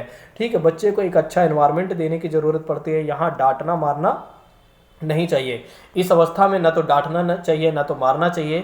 ठीक है, तो यही वो अवस्था है जहां हमें ऐसा नहीं करना चाहिए। ठीक है, तो इस बात को ध्यान रखिएगा। आइए समझते हैं समाजीकरण एवं इससे संबंधित बातें। आइए बात करते हैं समाजीकरण और इससे संबंधित बातें, यानी कि कहने का मतलब ये है कि समाजीकरण के सिद्धांत के बारे में आइए समझते हैं दोस्तों। जैसा कि बताया जा रहा है यहाँ पर, आइए समझते हैं। एक मिनट, देखिए रॉस साहब कहते हैं कि समाजीकरण सहयोग करने वाले व्यक्तियों में हम भावना का विकास करते हैं। कहते हैं रॉस महोदय कि समाजीकरण जो है सहयोग करने वाले व्यक्तियों में हम क्या करते हैं, हम की भावना का विकास करते हैं। हम मतलब मैं ऐसा कर सकता हूं, यानी हम ऐसा कर सकते हैं। और उनमें अगर देखा जाए तो एक साथ कार्य करने की क्षमता का जो विकास होता है वही है समाजीकरण। मतलब समाज हमें ये सिखाता है कि हम क्या कर सकते हैं और क्या नहीं कर सकते हैं, वही है समाजीकरण। समाज के अंदर रहकर जो कुछ भी हम सीखते हैं या जिस भावना को हम सीखते हैं वही हमारा क्या माना जाता है दोस्तों, समाजीकरण माना जाता है। आइए अब समझते हैं समाजीकरण के सिद्धांत के बारे में। समाजीकरण के सिद्धांत में अगर देखा जाए, समाजीकरण के सिद्धांत के बारे में यदि हम देखते हैं दोस्तों, समाजीकरण के सिद्धांत के बारे में यदि हम देखते हैं तो सबसे पहला सिद्धांत इसमें ये है दोस्तों, सबसे पहला सिद्धांत ये है स्वदर्पण का सिद्धांत। स्वदर्पण का सिद्धांत किसके द्वारा दिया गया है, कूले के द्वारा दिया गया है। ये आपके एग्जाम में आ सकता है। तो स्वदर्पण का सिद्धांत क्या है, एक तरीके से किसके द्वारा दिया गया है, तो कूले के द्वारा दिया गया है दोस्तों। इस बात को ध्यान रखिएगा, भूलिएगा नहीं। यह बताते हैं कि समाजीकरण सामाजिक अंतरक्रिया पर आधारित है। तो यह बिल्कुल सही बात है कि सामाजिक अंतरक्रिया पर आधारित होती है। यानी कि कहने का मतलब ये है कि समाज में जो भी एक्टिविटीज़ होती हैं वही सब कुछ जो हम सीखते हैं वही हमारा क्या होता है, सामाजिकरण होता है। यानी कि एक तरीके से सामाजिक अंतरक्रिया होती है। समाज में जो भी गतिविधियाँ होती हैं वे सभी क्या हैं, सामाजिक अंतरक्रिया हैं। समाज तथा अन्य बाहरी लोगों के संपर्क में आने से क्या होता है, स्वधारणा, यानी कि स्वयं के बारे में सोच आती है। जब स्वयं के बारे में सोच आती है बच्चों में तो उसे क्या माना जाता है कि बच्चों में स्वदर्पण के सिद्धांत, मतलब खुद को देखने की बात आती है। ठीक है, कि मैं ऐसा कर सकता हूँ, कह सकते हैं। ठीक है, एक तरीके से मुझे ऐसा करना चाहिए, ये सब सारी चीज़ें आ जाती हैं। जैसे दूसरा सिद्धांत है वैसे ही देखिए कुले कहते हैं कि समाजीकरण के प्राथमिक समूह में परिवार, आसपास का वातावरण, खेल समूह इत्यादि में क्या होता है, एक तरीके से मानव स्वभाव को विकसित करने की प्रथम पाठशाला मानी जाती है, प्रथम पाठशाला है। यहाँ पर क्या होता है, स्वदर्पण का मतलब ये हो जाता है जब बच्चा स्वयं के बारे में सोचना प्रारंभ कर देता है तो कहीं ना कहीं स्वदर्पण का सिद्धांत लागू हो जाता है। समाज में जब जाता है, समाज के संपर्क में, यानी कि परिवार या मित्र या खेल समूह या अन्य लोगों से जब वो मिलता है तो कहीं ना कहीं एक तरीके से उसके अंदर स्वयं के बारे में सोचने की भावना का विकास होता है, वही उसका क्या होता है, स्वदर्पण का सिद्धांत होता है। देखिए नेक्स्ट बात करते हैं, समाज में ही क्या होता है, मैं और मुझे की भावना का विकास होता है। ठीक है, यहाँ पर दूसरा सिद्धांत क्या है, मैं और मुझे का सिद्धांत, और इसका जनक कौन है, मीड महोदय है। ध्यान रखिएगा, स्वदर्पण के सिद्धांत को किसने दिया हुआ है? तो कूले ने दिया हुआ है। जब बच्चा स्वयं के बारे में सीखता है, यहाँ पर आपको ये ध्यान रखना है। दूसरी बात करते हैं, और स्वयं के बारे में कहाँ सीखता है? तो परिवार या आस पड़ोस के वातावरण से, ठीक है, या खेल समूह इत्यादि मित्रों वगैरह से जो कुछ वो सीखता है, वो उसमें क्या होता है, उसके अंदर क्या आता है? स्वयं के बारे में सोचने की भावना का विकास आता है। दूसरा सिद्धांत है मैं और मुझे का सिद्धांत। देखिए, मैं और मुझे का सिद्धांत किसने दिया हुआ है? तो मीड महोदय ने दिया हुआ है। ये आपके एग्जाम में पूछा जाता है, इसको ध्यान रखिएगा। देखिए, यहाँ पर क्या होता है, मैं और मुझे का मतलब ये हो जाता है जब बच्चा समाज के संपर्क में जाता है। यहाँ पर किताब के माध्यम से मत चलिए, ठीक है, क्योंकि किताब में क्या है कि काफ़ी बड़ा दिया गया हुआ है, ठीक है। तो जब बच्चा क्या होता है कि समाज के संपर्क में जाता है तो उसे ये पता चलता है मैं कौन हूँ, मैं क्या कर सकता हूँ, मुझे, ठीक है। तो मैं की भावना का विकास अगर कहीं से होता है तो वो होता है समाज से ही, और मुझे की भी भावना का विकास जो होता है वो होता है एक तरीके से समाज से ही होता है। मुझे क्या करना चाहिए, मुझे क्या नहीं करना चाहिए, ये सारी चीज़ें जो होती हैं कहीं ना कहीं बच्चा समाज से ही सीखता है। तो एक कौन सा सिद्धांत है? मैं और मुझे का सिद्धांत। मैं और मुझे के सिद्धांत में क्या है? बच्चा ये समझ जाता है मुझे, मैं कौन हूँ, और एक तरीके से मुझे के सिद्धांत में क्या हो जाता है कि मुझे क्या करना चाहिए और क्या नहीं करना चाहिए। और इस सिद्धांत के प्रतिपादक कौन है या जनक कौन है? तो मीड महोदय हैं दोस्तों, इस बात को ध्यान रखिएगा। अब आइए बात करते हैं सामूहिक प्रतिनिधित्व के सिद्धांत के बारे में। सामूहिक प्रतिनिधित्व के सिद्धांत के बारे में यदि हम बात करते हैं तो इसके जन्मदाता कौन है? ठीक है, तो इसके जन्मदाता हैं दुर्खिम महोदय। ये भी आपके एग्जाम में पूछा जाता है, ध्यान रखिएगा, या हमारे एग्जाम में पूछा जाता है कि सामूहिक प्रतिनिधित्व का सिद्धांत किसने दिया हुआ है? तो दुर्खिम महोदय ने दिया हुआ है। देखिए, यहाँ पर क्या होता है, एक तरीके से जो बच्चा होता है एक तरीके से उसके अंदर तमाम तरह की चीज़ें आने लगती हैं। जैसे कि बात करते हैं, यहाँ पर कहा जा रहा है कि प्रत्येक समाज में विचारधारा, अपनी विचारधारा होती है। बिल्कुल, हर एक समाज में अपनी, उस समाज की अपनी स्वयं की विचारधारा होती है, उसका अपना मूल्य होता है, भाव होता है, विश्वास होता है, आदर्श होता है, संस्कार होता है, तमाम तरह की चीज़ें होती हैं। और जब बच्चा इन सब मतलब समाज के संपर्क में जाता है तो ये इन्हीं सब सी चीज़ों को सीखता है, और कहीं ना कहीं एक तरीके से क्या करता है, आगे चलकर वही सामूहिक रूप से प्रतिनिधित्व भी करता है, अपने समाज का एक तरीके से रिप्रेजेंटेटर बन जाता है। देखिए, जैसे कि आज आप हैं, आज एक तरीके से अगर देखा जाए तो आप क्या हैं, अपने समाज के एक प्रतिनिधित्व हैं, यानी कि अपने समाज के बारे में आप बता सकते हैं कि हमारा समाज कैसे है, उसके विचार क्या हैं, उसके मूल भाव क्या हैं, उसके आदर्श क्या हैं, संस्कार क्या हैं, आप बता सकते हैं। अगर कोई व्यक्ति आपके समाज के खिलाफ कोई काम करता है तो आप खड़े हो सकते हैं। यही है सामूहिक प्रतिनिधित्व का सिद्धांत। बच्चा जब समाज के संपर्क में जाता है तो समाज से बहुत कुछ जान जाता है, और एक समय ऐसा आता है जब वो ये जान जाता है कि समाज का मैं भी एक पार्ट हूँ, और मेरे समाज के खिलाफ अगर कोई कुछ बोलता है तो मैं आवाज़ उठा सकता हूँ। यही है सामूहिक प्रतिनिधित्व का सिद्धांत। किताब के माध्यम से मत चलिए, किताब में बहुत बड़ी बड़ी बातें दी गई हैं। तो दोस्तों, जैसा कि हमने आपको बताया, स्वदर्पण समाजीकरण के सिद्धांत में एक तो स्वदर्पण के सिद्धांत बताया हमने, जिसका सिद्धांत इस सिद्धांत को किसने दिया हुआ है? कूले महोदय ने दिया हुआ है। जिसमें क्या होता है, बच्चा ये समझ जाता है स्वयं के बारे में सोचना, यानी कि स्वयं के बारे में सोचना प्रारंभ कर देता है। मैं और मुझे की बात करते हैं तो यहाँ पर क्या होता है कि जब बच्चा समाज के संपर्क में जाता है तो उसे ये पता चलता है मैं कौन हूँ, और एक तरीके से समाज के संपर्क में जब जाता है तो उसे ये भी पता चलता है मुझे क्या करना चाहिए और क्या नहीं करना चाहिए, ठीक है। और एक तरीके से समाज में तमाम तरह की बातें उसको समझ में आती हैं। सामूहिक प्रतिनिधित्व की बात करते हैं, जब बच्चा समाज में सब कुछ जान जाता है तो कहीं ना कहीं एक तरीके से अपने समाज का प्रतिनिधित्व भी करने लगता है। आइए अब बात करते हैं समाजीकरण की अवस्थाओं के बारे में। दोस्तों, समाजीकरण की अवस्थाओं के बारे में बताया जाता है। सबसे पहली बात तो समाजीकरण क्या है? समाजीकरण एक निरंतर चलने वाली सतत प्रक्रिया है। ध्यान रखिएगा, आपके एग्जाम में ये भी पूछा जा सकता है कि समाजीकरण किस प्रकार की प्रक्रिया है। तो समाजीकरण एक निरंतर चलने वाली सतत प्रक्रिया है। इसका जो विकास होता है वो क्रमिक विकास होता है, इस बात को भी ध्यान रखिएगा।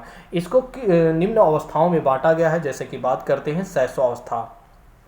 शैशवावस्था या शैशव काल के बारे में बात करते हैं तो समाजीकरण की जो प्रक्रिया प्रारंभ होती है जन्म से ही प्रारंभ होती है। आपके एग्जाम में यह प्रश्न पूछा जाता रहता है कि बच्चे में समाजीकरण की प्रक्रिया कब से प्रारंभ होती है। तो आप लोग ध्यान रखिएगा, समाजीकरण की प्रक्रिया प्रारंभ होती है जन्म से प्रारंभ होती है। कहाँ से प्रारंभ होती है? जन्म से। जैसे ही बच्चे का जन्म होता है कहीं ना कहीं उसका संपर्क समाज के लोगों से ही पड़ता है। अब समाज के लोगों का मतलब ये हो जाता है दोस्तों, परिवार जो है समाज की सबसे छोटी इकाई है, यानी कि समाज के अगर देखा जाए तो एक भाग क्या है, परिवार है, और परिवार में रहने वाले जो लोग हैं वे भी समाज के ही पार्ट होते हैं। तो वे बच्चा जो होता है वो छोटा होता है, धीरे धीरे माँ जो होती है वो माँ के संपर्क में पहले आता है, तो कहीं ना कहीं माँ भी एक समाज के ही संपर्क, माँ भी कहीं ना कहीं सामाजिक प्राणी है।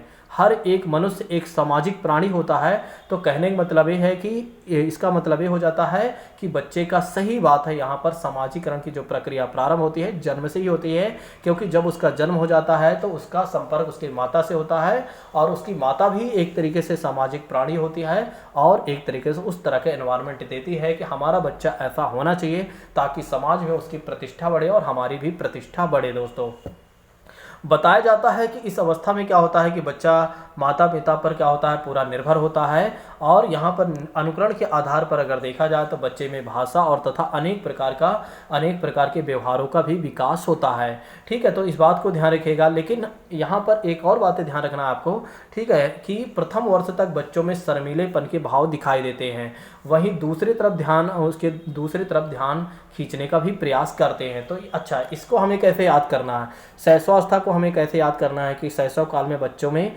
एक तरीके से सामाजिकरण की प्रक्रिया कैसे प्रारंभ होती है। तो ध्यान रखिएगा, शैशव काल में आपको 3 बातें याद रखनी है। ठीक है, तीन बातें याद रखनी है। एक तो पहली बात आपको ये याद रखनी है कि सामाजिकरण की प्रक्रिया कब से प्रारंभ होती है, तो जन्म से। दूसरी बात ये याद रखनी है कि बच्चा जो शैशव काल होता है उस अवस्था में अगर देखा जाए तो माता पिता पर ही निर्भर होता है। तीसरी बात आपको ये ध्यान रखना है कि शैशव काल में क्या होता है, बच्चे का जो भाव दिखाई देता है उस शर्मीलेपन का भाव दिखाई देता है, यानी कि शायफुल होता है।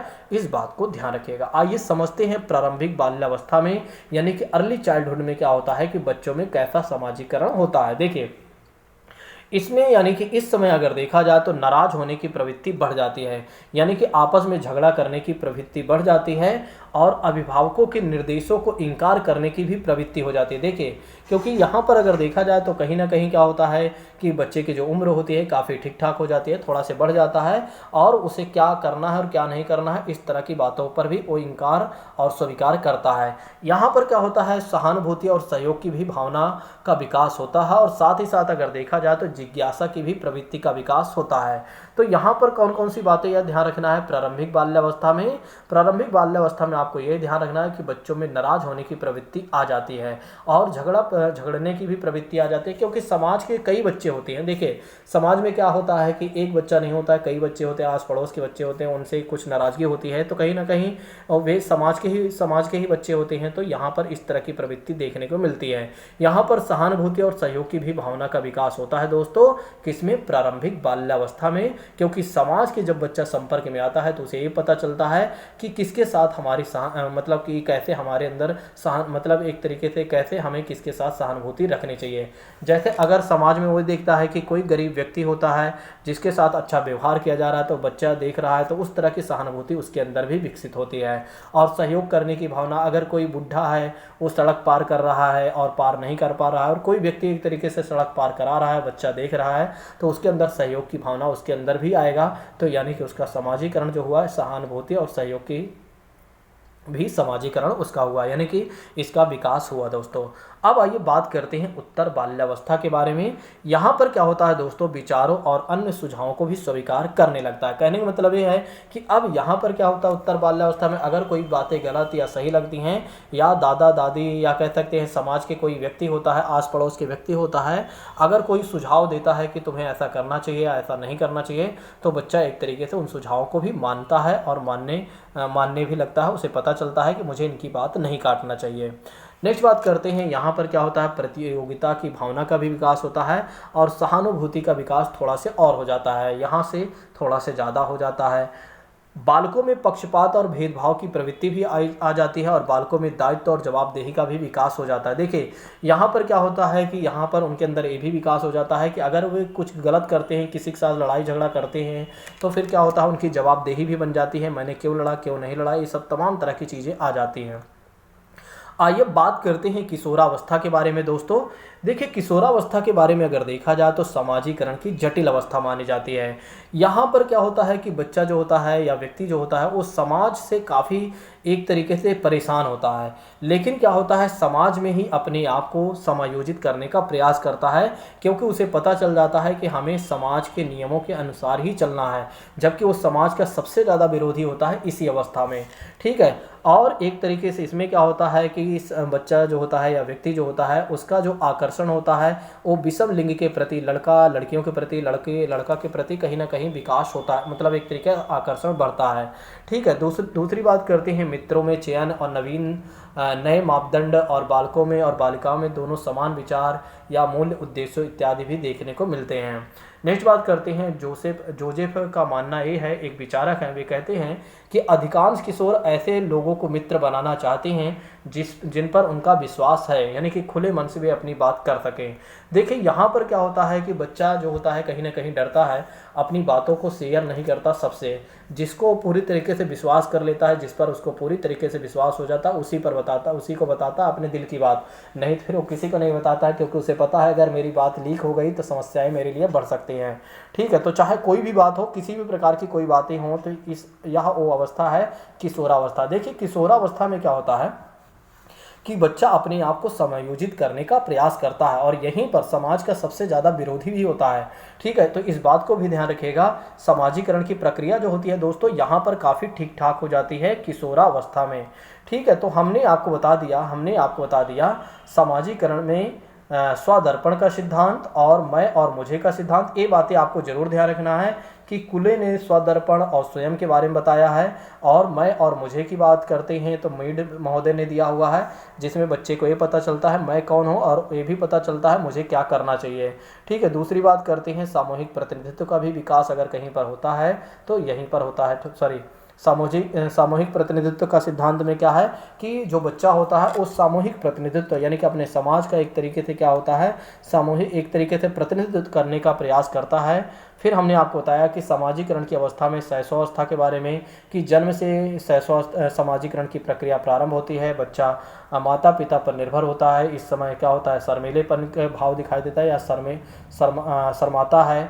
और बाल्यावस्था, प्रारंभिक बाल्यावस्था में हमने आपको बताया कि नाराज होने की प्रवृत्ति, सहानुभूति, सहयोग की भावना का विकास होता है, जिज्ञासा की प्रवृत्ति होती है। और उत्तर बाल्यावस्था में क्या होता है, दूसरों के भी विचारों को मानने लगता है, स्वीकार करने लगता है। यहाँ पर क्या होता है कि प्रतियोगिता की भी भावना का विकास होता है, पक्षपात अगर दिखाई देता है तो किसी प्रकार का, तो थोड़ा बहुत एक तरीके से क्या होता है कि विरोध भी करता है, क्योंकि विरोध ऊपर से ही आने लगता है।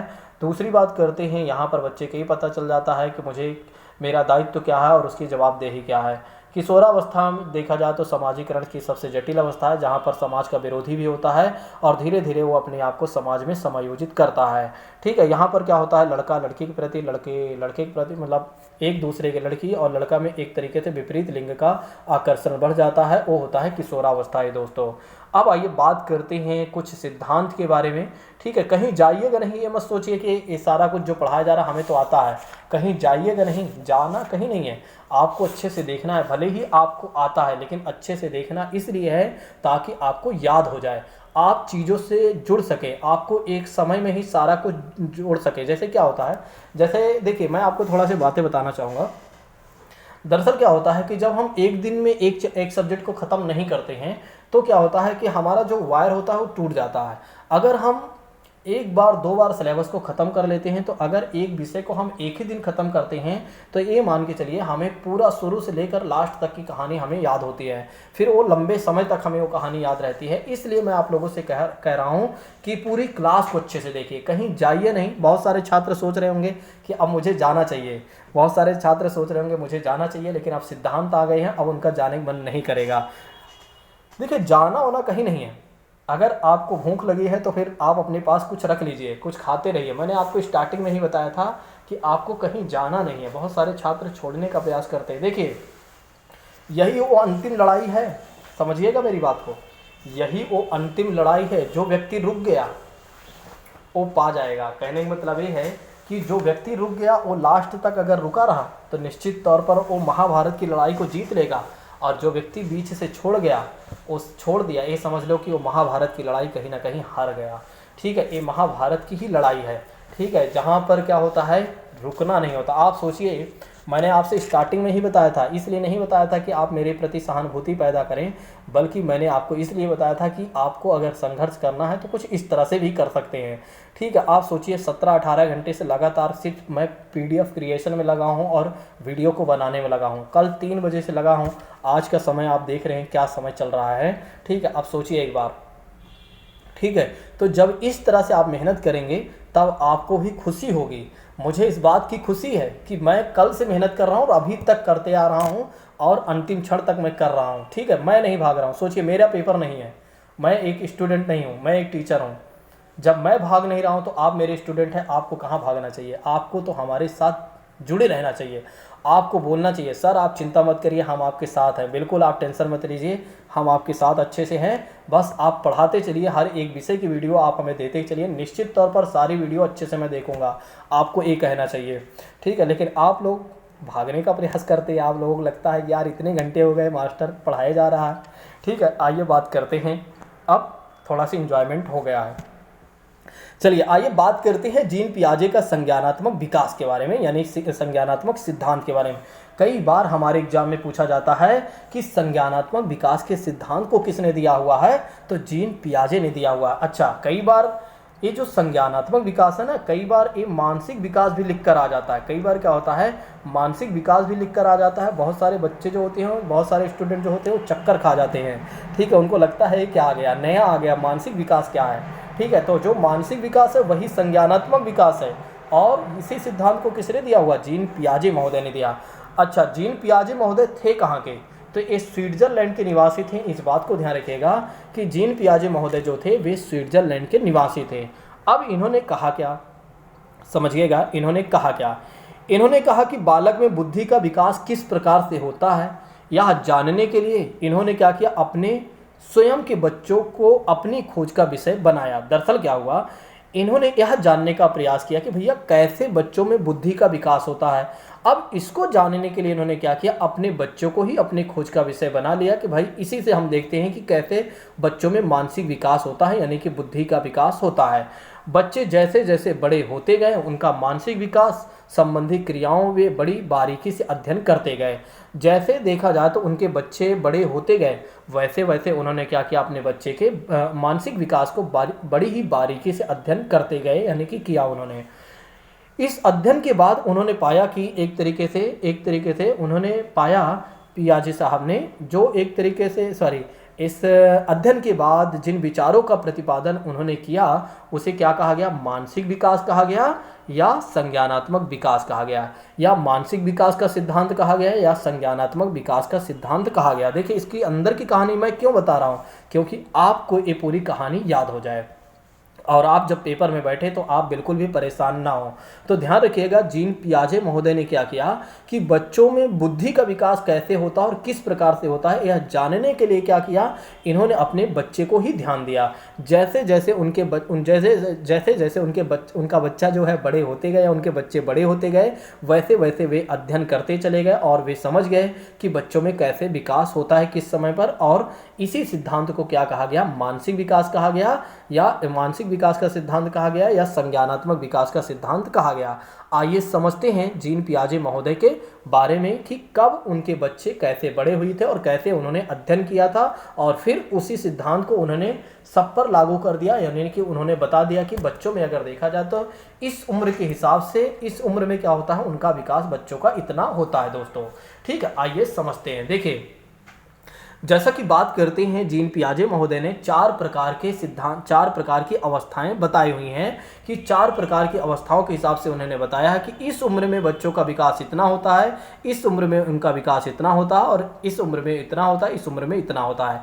इन्होंने 4 अवस्थाएं बताई। एक तो पहली अवस्था इनकी ये थी, इंद्रिय जनित गामक अवस्था। इंद्रिय जनित गामक अवस्था की विशेषता ये है कि जन्म से लेकर 2 वर्ष की अवस्था जो होती है उसे इंद्रिय जनित गामक अवस्था कहा गया है। दूसरी अवस्था है पूर्व संक्रियात्मक अवस्था है, 2 से लेकर 7 वर्ष की अवस्था मानी गई है। तो इस बात को ध्यान रखिएगा, पूर्व संक्रियात्मक अवस्था कब से कब तक है, तो 2 से लेकर 7 वर्ष है। फिर मूर्त संक्रियात्मक अवस्था की बात करते हैं, 7 से लेकर 11 वर्ष है। और औपचारिक या अमूर्त संक्रियात्मक अवस्था की बात करते हैं तो 11 से लेकर आगे की वर्ष तक है, यानी 11 वर्ष से आगे तक की अवस्था, आगे तक जो बच्चा जाता है उसे औपचारिक या अमूर्त संक्रियात्मक अवस्था कहा गया है।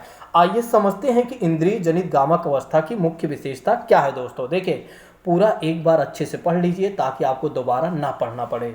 देखिए, बात करते हैं मानसिक क्रिया इंद्रिय जनित गामक क्रियाओं के स्वरूप ही संपन्न होती है। देखिए, जैसे कि बताया जा रहा है कि भूख लगने की स्थिति में बालक क्या करता है, रोक कर बताता है। देखिए, जब एक बच्चे को भूख लगती है तो बच्चा क्या करता है, रो कर बताता है कि हमें भूख लगी हुई है। इस अवस्था में क्या होता है कि व्यक्ति आँख, नाक, कान से सोचता है। तो ध्यान रखिएगा, आपके एग्जाम में यही पूछा जाता है कई बार कि एक तरीके से वो कौन सी अवस्था है जब व्यक्ति क्या करता है, आँख, कान, नाक से सोचता है। तो ध्यान रखिएगा, वो अवस्था है इंद्रिय जनित गामक अवस्था है। कौन सी अवस्था है, इंद्रिय जनित गामक अवस्था है। और यहाँ पर सबसे खास बात यह है दोस्तों, इस अवस्था में वे बताते हैं कि जिन वस्तुओं को वे प्रत्यक्ष रूप से देखते हैं उन्हीं वस्तुओं को सही मानते हैं, नहीं तो सारी वस्तुएं के वे गलत मानते हैं। जब बच्चे छोटे होते हैं, 0 से 2 वर्ष की अवस्था में होते हैं, तो वे जिन चीज़ों को देखते हैं, जैसे बकरी को देखते हैं, गाय को देखते हैं, तो उन्हीं को सही मानते हैं, नहीं तो अन्य चीज़ों को वे गलत मानते हैं। इस आयु में बताया जाता है कि बालक की बुद्धि उसके कार्यों द्वारा व्यक्त होती है। जैसे कि बात करते हैं, जैसा वो कार्य करता है वैसे हमें पता चलता है कि बच्चे में इतना बुद्धि का विकास हो गया है। जीन पियाजे महोदय ने हमें यही समझाने का प्रयास किया कि आप अगर ध्यान से देखें तो आपको पता चलेगा कि आपके बच्चे का विकास कितना हुआ है। आप अपने ही बच्चे को आप अध्ययन कर सकते हैं, बस उसे बड़ा होते देखिए और उसकी क्रियाओं को देखिए। उन्होंने बताया कि बच्चा जैसे कार्य करता है उसके आधार पर आप चेक कर सकते हैं कि बच्चे में कितना विकास हुआ है। जैसे उन्होंने बताया कि चादर पर बैठा शिशु चादर पर थोड़ी सी दूर पर स्थित यानी कि रखा हुआ खिलौने को प्राप्त कर खींचने का प्रयास करता है और खिलौना प्राप्त कर लेता है। ठीक है, तो यहाँ पर ये पता चल जाता है कि बच्चे में थोड़ा सोचने की शक्ति आ गई है कहीं ना कहीं, यानी कि उसकी जो सोच है काफ़ी ठीक ठाक यहाँ पर हो गई है। क्योंकि आप सोचिए एक बार, एक दूर पर रखा हुआ खिलौना है, वो भी चादर पर रखा हुआ, उसने चादर खींचा, उसके पास आ गए, तो उसका विकास अगर देखा जाए तो थोड़ा सा ठीक हुआ है। इस अवस्था में यह अवस्था जो है अनुकरण और स्मृति और मानसिक निरूपण से भी संबंधित है। तो ध्यान रखिएगा, आपके एग्जाम में एक प्रश्न पूछा जा सकता है कि कौन सी वो अवस्था है जहां पर अनुकरण करने, स्मृति करने और मानसिक निरूपण यानी कि दिमाग को अच्छा करने इससे संबंधित है या अच्छा करने की प्रवृत्ति देखने को मिलती है। तो वो है इंद्रिय जनित गामक अवस्था। देखिए, अब आप सोच रहे होंगे सर इसको हम कैसे याद करें, इंद्रिय जनित गामक अवस्था को कैसे हम समझें। देखिए, आपको क्या करना है कि एक तो ये बात याद रखना है कि बच्चा रोकर अपनी स्थिति को बताता है, उसे भूख लगी है या प्यास लगी है। ठीक है, इस अवस्था की सबसे खास बात यह है कि व्यक्ति क्या करता है, आँख, नाक, कान से सोचता है, प्रत्यक्ष चीज़ों को सही मानता है और अन्य चीज़ों को गलत मानता है। उसकी एक तरीके से बुद्धि का निर्धारण कैसे होता है, तो उसके कार्यों के द्वारा होता है। तो बस इतना ध्यान रखना है। ठीक है, यही वो अवस्था है जब अनुकरण और स्मृति और मानसिक निरूपण में आती हैं चीज़ें, यानी कि एक तरीके से इससे संबंधित होती हैं। ठीक है, तो आपको ये ध्यान रखना है कि अगर कुछ नहीं ध्यान रख पा रहे हैं तो दो बातें ध्यान रख लीजिएगा। एक तो आँख, नाक, कान से बच्चा जो होता है सोचता है, और दूसरी बातें ध्यान रखिएगा उसकी बुद्धि मतलब कैसे हम समझेंगे कि उसकी बुद्धि का विकास कितना हुआ है, तो उसके कार्यों के माध्यम से हम समझेंगे कि उसकी बुद्धि का विकास इतना हुआ है दोस्तों। ठीक है, तो इंद्रिय जनित गामक की जो अवस्था है वो यही है। ठीक है, या उसकी विशेषता जो है यही है और इतनी ही आपको याद रखना है। चलिए, अब आइए बात करते हैं पूर्व संक्रियात्मक अवस्था के बारे में। पूर्व संक्रियात्मक अवस्था के बारे में यदि हम बात करते हैं तो 2 से लेकर 7 वर्ष की अवस्था। अब सोचिए कि जो बच्चा है वो 2 से 7 वर्ष में आ गया है, यानी कि काफ़ी बड़ा हो गया है। कहने का मतलब ये है कि यहाँ पर क्या होता है कि अपने परिवेश की वस्तुओं को पहचानने और उसमें डिफ्रेंशिएट करना सीख जाता है। विवेक का मतलब ये हो जाता है कि वो ये समझने लगता है कि कौन सी चीज़ें क्या है, मतलब वो कलर वगैरह भी कहीं ना कहीं एक तरीके से डिफ्रेंशिएट करने लगता है। ब्लैक मतलब काला, लाल को समझने लगता है। कहने का मतलब काली कोई चीज़ रखी हुई हैं तो बता देगा कि ये चीज़ें अलग हैं। तो वजन में भी अंतर करना जान जाता है। तो ध्यान रखिएगा कि पूर्व संक्रियात्मक अवस्था में क्या होता है, जब बच्चा 2 से लेकर 7 वर्ष में आता है तो अपने परिवेश के जो उसके मतलब एनवायरनमेंट की जो वस्तुएं होती हैं उनको पहचानने लगता है और उसमें डिफ्रेंशिएट भी करने लगता है कि कौन सी चीज़ें हमारी हैं, कौन सी चीज़ें हमारी नहीं हैं। यहाँ पर क्या होता है, भाषा का विकास भी प्रारंभ हो जाता है। अच्छा, आपके एग्जाम में यह प्रश्न पूछा जा सकता है कि भाषा का विकास कब से प्रारंभ हो जाता है, तो ध्यान रखिएगा पूर्व संक्रियात्मक अवस्था से भाषा का विकास प्रारंभ हो जाता है दोस्तों। और यहीं पर क्या होता है, नवीन सूचनाओं और नवीन अनुभवों का भी संग्रह करने लगता है बच्चा। और बच्चों में अगर देखा जाए तो स्थायित्व गुणों का भी विकास होता है, तो वो होता है पूर्व संक्रियात्मक अवस्था में ही। तो पूर्व संक्रियात्मक अवस्था की विशेषता क्या है दोस्तों, इसकी विशेषता ये है कि बच्चा वस्तुओं को पहचानने लगता है और एक तरीके से भाषा का विकास भी यहीं से प्रारंभ हो जाता है और स्थायित्व गुणों का भी विकास होता है। तो बस इतना ही ध्यान रखना है, 3 पॉइंट, ज़्यादा आपको नहीं ध्यान रखना है। और इसके पहले हमने आपको क्या बताया, इंद्रिय जनित गामक अवस्था। इंद्रिय जनित गामक अवस्था में क्या होता है कि बच्चे की बुद्धि का कैसे निर्धारित होती है, उसके कार्यों के द्वारा होती है और रो कर वो अपनी स्थिति को बताता है और नाक कान आँख से वो सोचता है, बस इतना ही ध्यान रखना है। और प्रत्यक्ष वस्तुओं को भी वो देखकर क्या बताता है कि वो सही है और उन्हीं को सही मानता है। और पूर्व संक्रियात्मक अवस्था की विशेषता क्या है, यहाँ की अवस्था ये है कि वो वस्तुओं को पहचानने लगता है और उसमें डिफ्रेंशिएट करने लगता है और भाषा विकास भी यहीं से प्रारंभ होता है दोस्तों। अब आइए बात करते हैं मूर्त संक्रियात्मक अवस्था। मूर्त संक्रियात्मक अवस्था 7 से लेकर 11 वर्ष मानी जाती है। तो मूर्त संक्रियात्मक अवस्था जो है 7 से लेकर 11 वर्ष मानी जाती है। बहुत सारे छात्र सोच रहे होंगे कब खत्म होगा। देखिए, खत्म के चक्कर में मत पड़िए, जैसा चल रहा है उसको चलने दीजिए। ठीक, अभी 1 घंटा ही हुआ, 1 घंटे में कुछ नहीं होता। अगर 1 घंटे से सीटेट निकल जाता तो सोचिए कि मैं इतना दिन क्यों पढ़ाता। आप सोचिए एक बार, इतने दिन आपको क्यों पढ़ना पड़ता। सोचिए एक बार, 3 महीने का सिलेबस है और 3 महीने के सिलेबस को कम से कम 3 घंटे 4 घंटे में तो कवर करना ही पड़ेगा ना भाई। 1 घंटे में नहीं कवर हो सकता है। ठीक है, अगर आप 1 घंटे सोच के चल रहे हैं तो फिर कोई मतलब नहीं है, आप तैयारी बंद कर दीजिए, कुछ और कर लीजिए। ठीक है, 1 घंटे में नहीं, कम से कम 3 से 4 घंटे तो लगेगा। देखते चलिए। आप आज आपका संडे था, आज आपने कुछ नहीं किया होगा, सारा दिन आपने एंजॉय किया होगा या कोई काम किया होगा।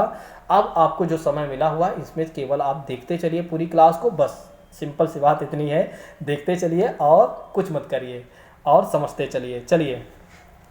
मूर्त संक्रियात्मक अवस्था के बारे में यदि हम बात करते हैं तो 7 से लेकर 11 वर्ष तक मानी जाती है। इस अवस्था में क्या होता है कि बालक में वस्तुओं को पहचानने और उनका विविधीकरण यानी डिफ्रेंशिएशन और क्लासिफिकेशन करना भी पता चल जाता है।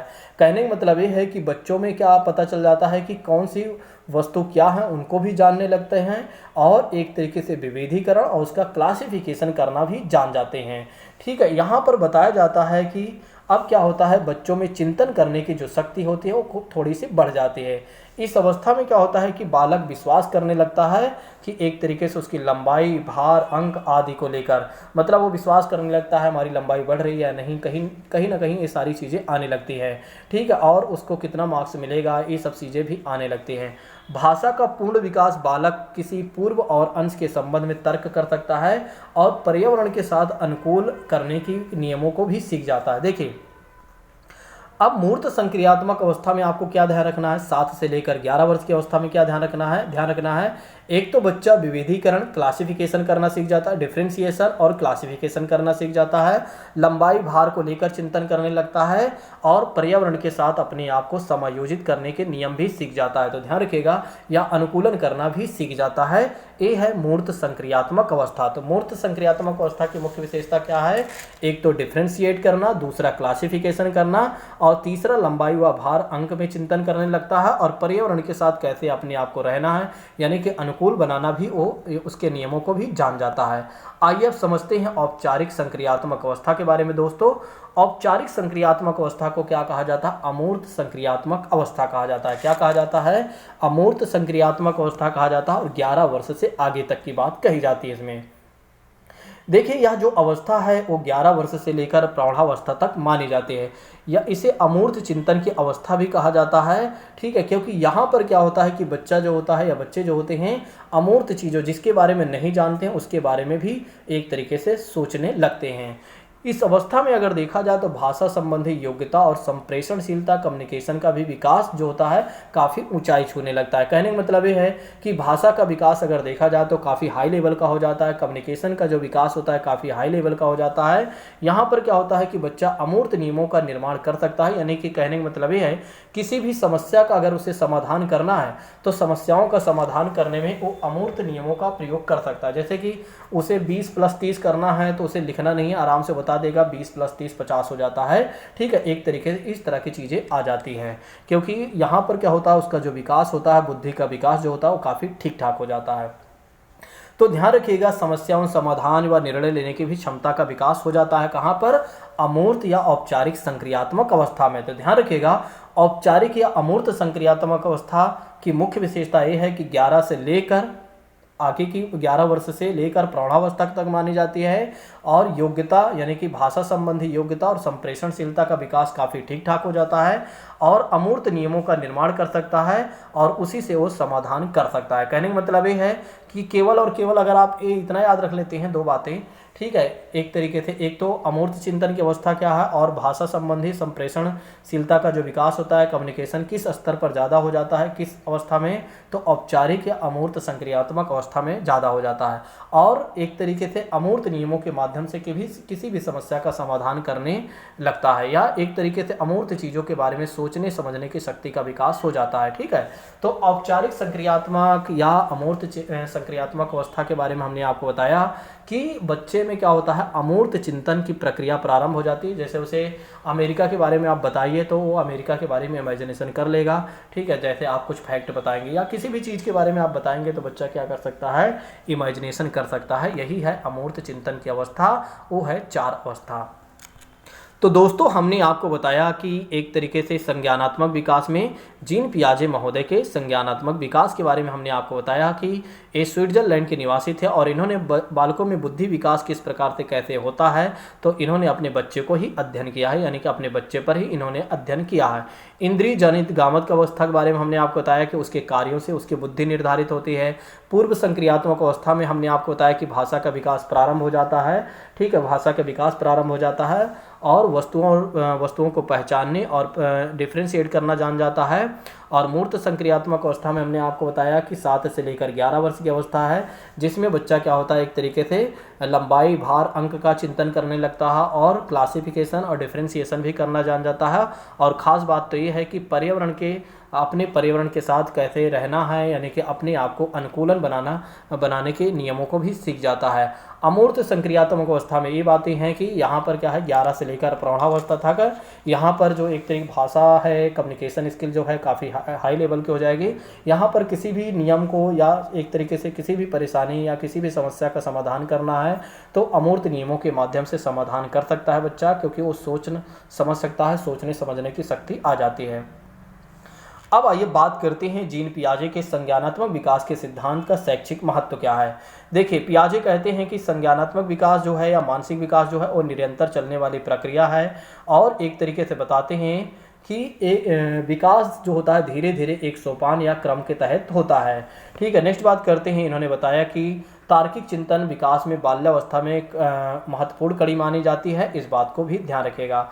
देखिए, अब आइए बात करते हैं निर्माण और खोज के सिद्धांत के बारे में कि निर्माण और खोज का सिद्धांत क्या है। देखिए, इसमें अगर देखा जाए तो क्या होता है कि एक तरीके से पियाजे साहब कहते हैं कि जो ज्ञानात्मक विकास होता है, ज्ञानात्मक विकास केवल नकल न होकर खोज पर आधारित होता है, और नवीनता या खोज की बात करते हैं उद्दीपक अनुक्रिया सामान्यीकरण के आधार पर नहीं समझा जा सकता। जैसे कि उदाहरण के माध्यम से इसको समझ सकते हैं, एक 4 साल का बालक जो है यदि भिन्न भिन्न प्रकार के प्यालों को प्रथम बार क्रमानुसार लगा देता है तो उसकी बौद्धिक वृद्धि की खोज और निर्माण से संबंधित माना जाता है। तो ध्यान रखिएगा, निर्माण और खोज के सिद्धांत में आपको केवल इतना ध्यान रखना है एक एग्जाम्पल के माध्यम से कि बच्चा जब क्या होता है किसी चीज़ का निर्माण जल्दी कर लेता है या किसी चीज़ को खोज कर लेता है तो वो एक तरीके से क्या माना जाता है, उसका निर्माण और खोज का सिद्धांत मतलब उसका विकास हुआ है। जैसे कि बात करते हैं, अगर बच्चा अपने आप से क्या करता है कि मान लेते हैं उसे मिट्टी का खिलौना बनाना है, मिट्टी का खिलौना बनाने के लिए उसने कुछ नहीं किया, वो समझ गया कि मिट्टी का खिलौना कैसे बनाना है।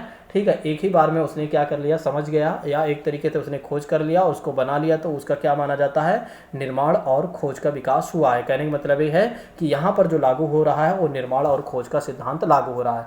जैसे यहाँ पर आप देख रहे हैं कि एक 4 साल का बच्चा है और वो एक तरीके से क्या कर रहा है, भिन्न भिन्न आकार के जो प्याले हैं उनको प्रथम बार में ही क्रमानुसार लगा लिया, तो उसका बौद्धिक विकास क्या माना जाएगा, उसकी बौद्धिक वृद्धि खोज और निर्माण को दर्शाती है। तो खोज और निर्माण को दर्शाती है दोस्तों, इस बात को ध्यान रखिएगा, भूलिएगा नहीं।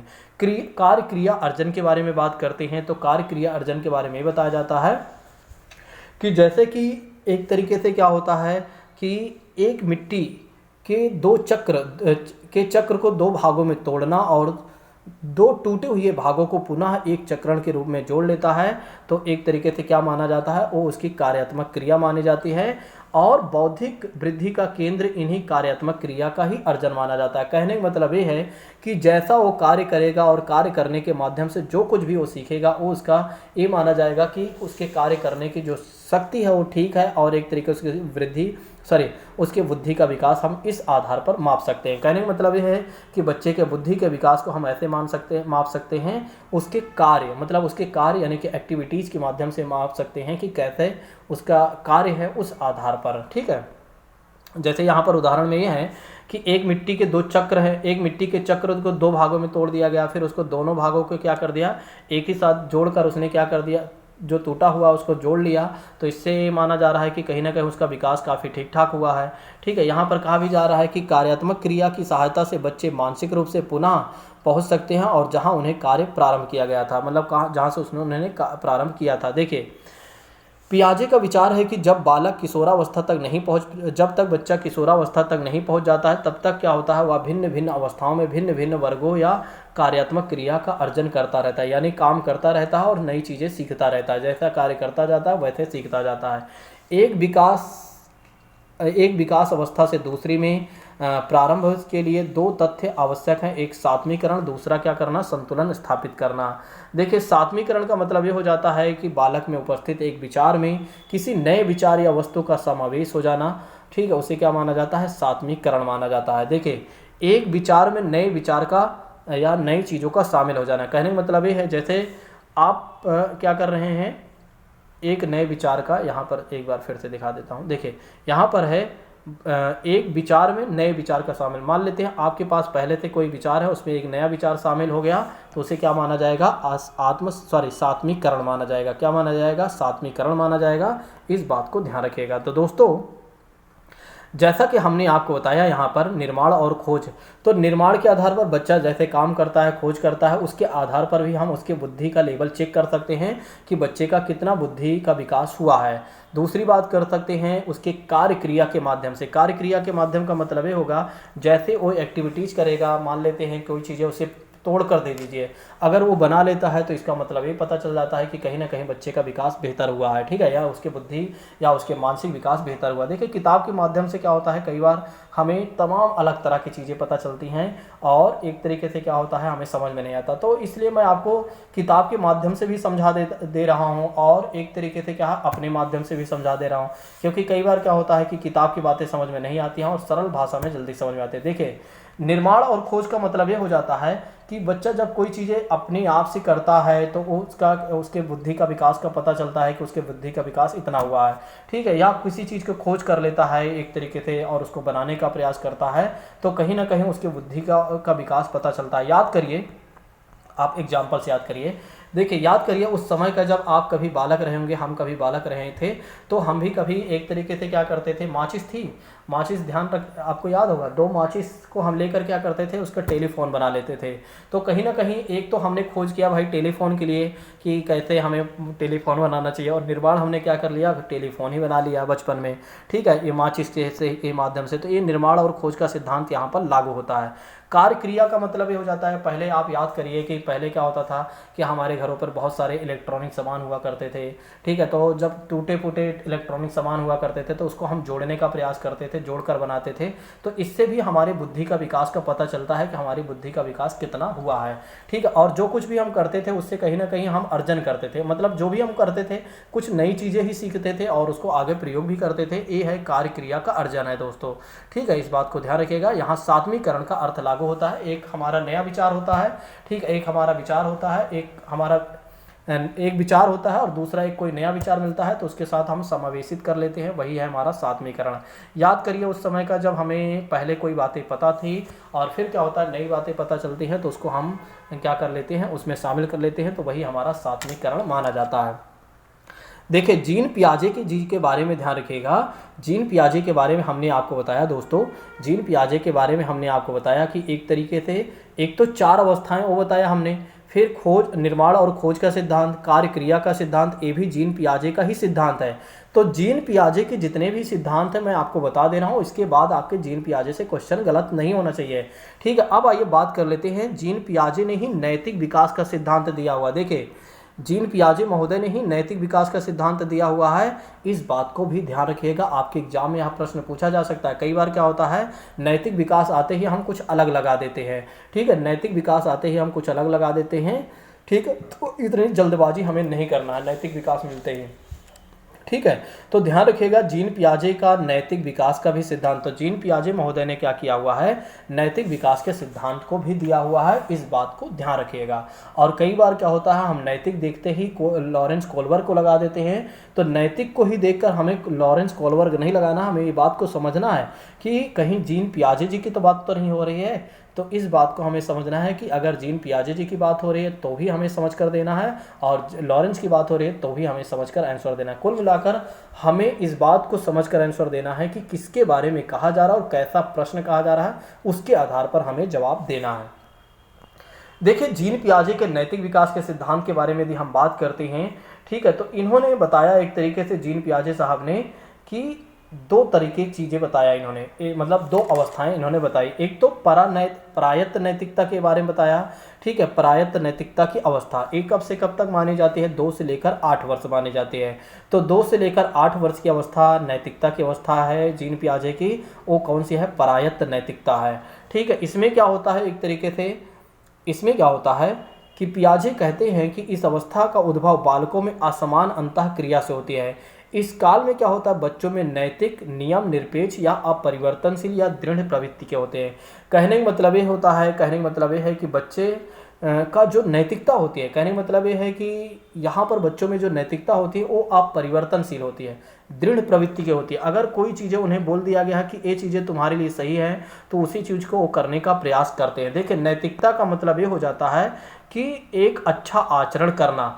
अगर बच्चों को ये बता दिया जाता है कि तुम्हारे लिए तुम्हें क्या करना है, सुबह गुड मॉर्निंग बोलना है, इसको आप ऐसे समझिए। देखिए अगर बच्चों को बोल दिया गया है कि सुबह गुड मॉर्निंग बोलना है तो उनको बोलना ही है, वो उनका एक तरीके से क्या है, उनमें जो नैतिकता है वो अपरिवर्तनशील है, मतलब अब बदलेगी नहीं अभी कुछ समय तक। ठीक है, तो कुछ समय तक उनकी बदलेगी नहीं, वो सुबह गुड मॉर्निंग बोलेंगे ही। ठीक है, इसीलिए बताया गया है जो प्रायत्त नैतिकता होती है, प्रायत्त नैतिकता की अवस्था में क्या होता है कि बच्चों में जो नैतिकता होती है वो अपरिवर्तनशील होती है, जो बदलती नहीं, दृढ़ प्रवृत्ति की होती है। एक बार जो उनको पता चल गया वही उनके लिए सही माना जाता है, ये है प्रायत्त नैतिकता की विशेषता। ठीक है, किताब के नियम के अनुसार मत चलिए, जो मैं बता रहा हूं उसको आप ध्यान रखिएगा। तो प्रायत्त नैतिकता में क्या होता है कि जो उनमें नैतिकता होती है वो दृढ़ प्रवृत्ति की होती है, अपरिवर्तनशील होती है, जो बदलती उदलती नहीं है। 2 से लेकर 8 तक है, 2 से लेकर 8 वर्ष की अवस्था में जो उनको बता दिया जाता है वही उनके लिए नैतिक होता है और वही को करने का प्रयास करते हैं दोस्तों। चलिए अब आइए बात करते हैं स्वायत्त नैतिकता के बारे में। देखिए यहाँ पर क्या होगा, यहाँ पर बदलाव होगा। कहने का मतलब ये होगा यहाँ पर क्या होगा कि जैसे बच्चों का संपर्क मित्रों के साथ या अन्य लोगों के साथ बढ़ेगा तो वैसे फिर क्या होगा, उनमें नैतिकता आएगी। तो इसे क्या बोला जाता है, स्वायत्त नैतिकता आती है। देखिए स्वायत्त का मतलब हो जाता है स्वयं में ही नैतिकता का आना। और स्वयं में नैतिकता का आना कैसे होता है?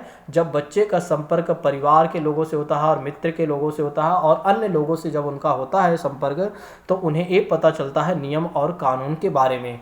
जब उन्हें नियम और कानून के बारे में पता चलता है क्या सही है क्या गलत नहीं है, तो उसके आधार पर वे अपनी नैतिकता दिखाते हैं। वही उनकी स्वायत्त नैतिकता। स्वायत्त नैतिकता में क्या होता है? स्वयं की नैतिकता काम करती है, स्वयं के आधार पर वे काम करते हैं। ठीक है, स्वयं की इच्छा अनुसार वे किसके साथ किस प्रकार की नैतिकता बरतेंगे वो उन पर निर्भर करता है। ठीक है, जैसे कि एक तरीके से अगर उनसे कोई छोटा है तो उससे वे नमस्ते नहीं करेंगे, अगर उनसे कोई बड़ा है तो उनसे वो नमस्ते करेंगे, तो वो उनकी क्या है? स्वायत्त नैतिकता है। ठीक है, तो स्वायत्त नैतिकता कहाँ से आती है? एक तरीके से मित्रों के बीच से आती है या अन्य लोगों के संपर्क से आती है। यहाँ पर उन्हें एक तरीके से नियम और कानून से पता चलता है, मतलब बच्चों में सोचने की प्रवृत्ति होती है और नियम और कानून लोगों द्वारा जो निर्मित होते हैं उन्हीं के आधार पर नैतिकता आती है। ठीक है, तो स्वायत्त नैतिकता का मतलब हो जाता है स्वयं के आधार पर नैतिकता तय होती है। और स्वयं के आधार पर कैसे होती है?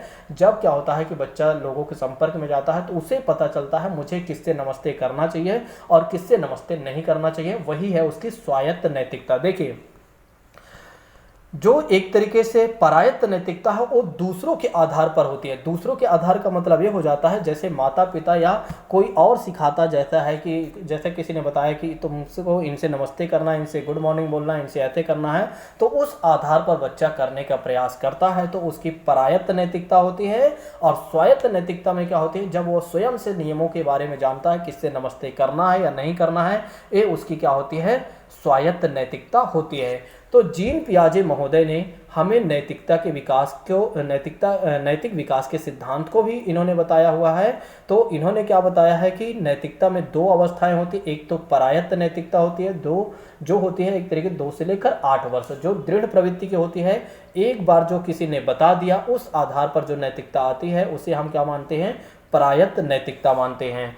दूसरी बात करते हैं स्वायत्त नैतिकता में क्या होता है? जब हम मित्रों के बीच में जाते हैं या बच्चा जब मित्रों के बीच में जाता है, अन्य लोगों के संपर्क में जाता है, तो उसमें वो तमाम तरह के नैतिकता को सीखता है और वहाँ पर उसकी खुद की चॉइस होती है किससे नमस्ते करना है और किससे नमस्ते नहीं करना है। ये उसकी स्वायत्त नैतिकता होती है। और स्वायत्त नैतिकता को अगर देखा जाए तो 9 से लेकर 11 वर्ष माना जाता है दोस्तों।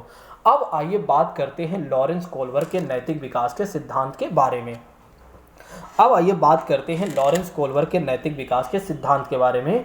इस बात को ध्यान रखिएगा कि जीन पियाजे के जितने भी सिद्धांत हैं उसमें नैतिक विकास के सिद्धांत को याद रखना है कि जीन पियाजे महोदय ने भी क्या दिया हुआ? नैतिक विकास का सिद्धांत उन्होंने दिया हुआ है। ठीक है, जिसमें स्वायत्त और परायत्त है। तो ध्यान रखिए, परायत्त और स्वायत्त को ध्यान रखिएगा, भूलिएगा नहीं। तो दोस्तों, हमने जीन पियाजे के बारे में संपूर्ण जानकारी आपको दे दिया है। अब इससे बाहर से कुछ भी नहीं आएगा। बस एक बार, जैसे अभी आप पूरी वीडियो को देख रहे हैं, एक बार आप वीडियो को स्पीड बढ़ाकर देख लीजिएगा। पेपर देने जाने से पहले निश्चित तौर पर आपका एक भी प्रश्न गलत नहीं होगा। या आप पूरी वीडियो अच्छे से देख लीजिए, पूरी क्लास को देख लीजिए। उसके बाद आप क्या करिएगा? प्रैक्टिस सेट को सॉल्व करिएगा। एक भी प्रश्न आपका गलत नहीं होगा, इस बात की मैं गारंटी देता हूं। आपका एक भी प्रश्न गलत नहीं होगा। अब आइए बात करते हैं लॉरेंस कोल्बर के नैतिक विकास के सिद्धांत के बारे में।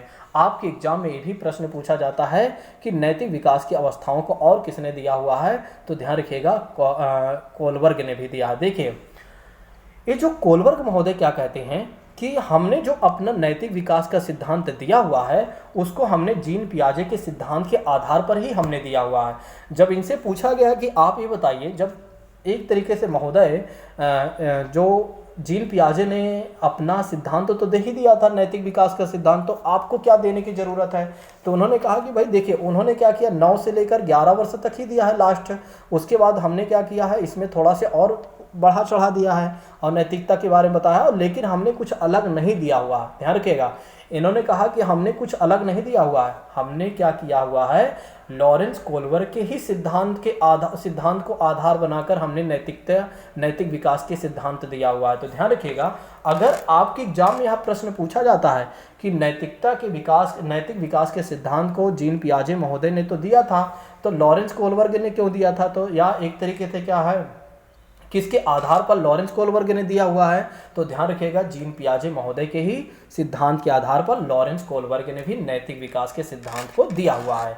आइए समझते हैं। इन्होंने कहा कि हमारे अनुसार अगर आप देखते हैं नैतिकता तो तीन आधारों पर है, यानी कि तीन भागों में हमने बांटकर समझाया हुआ है। इन्होंने एक तो पहला कहा कि पूर्व परंपरागत स्तर, और या इन्होंने कहा कि पूर्व नैतिक स्तर, जो 4 से लेकर 10 वर्ष मानी जाती है। देखिए समझिएगा, पूर्व परंपरागत का मतलब ये हो जाता है बिना परंपरा, कहने का मतलब ये है जैसे अब देखिए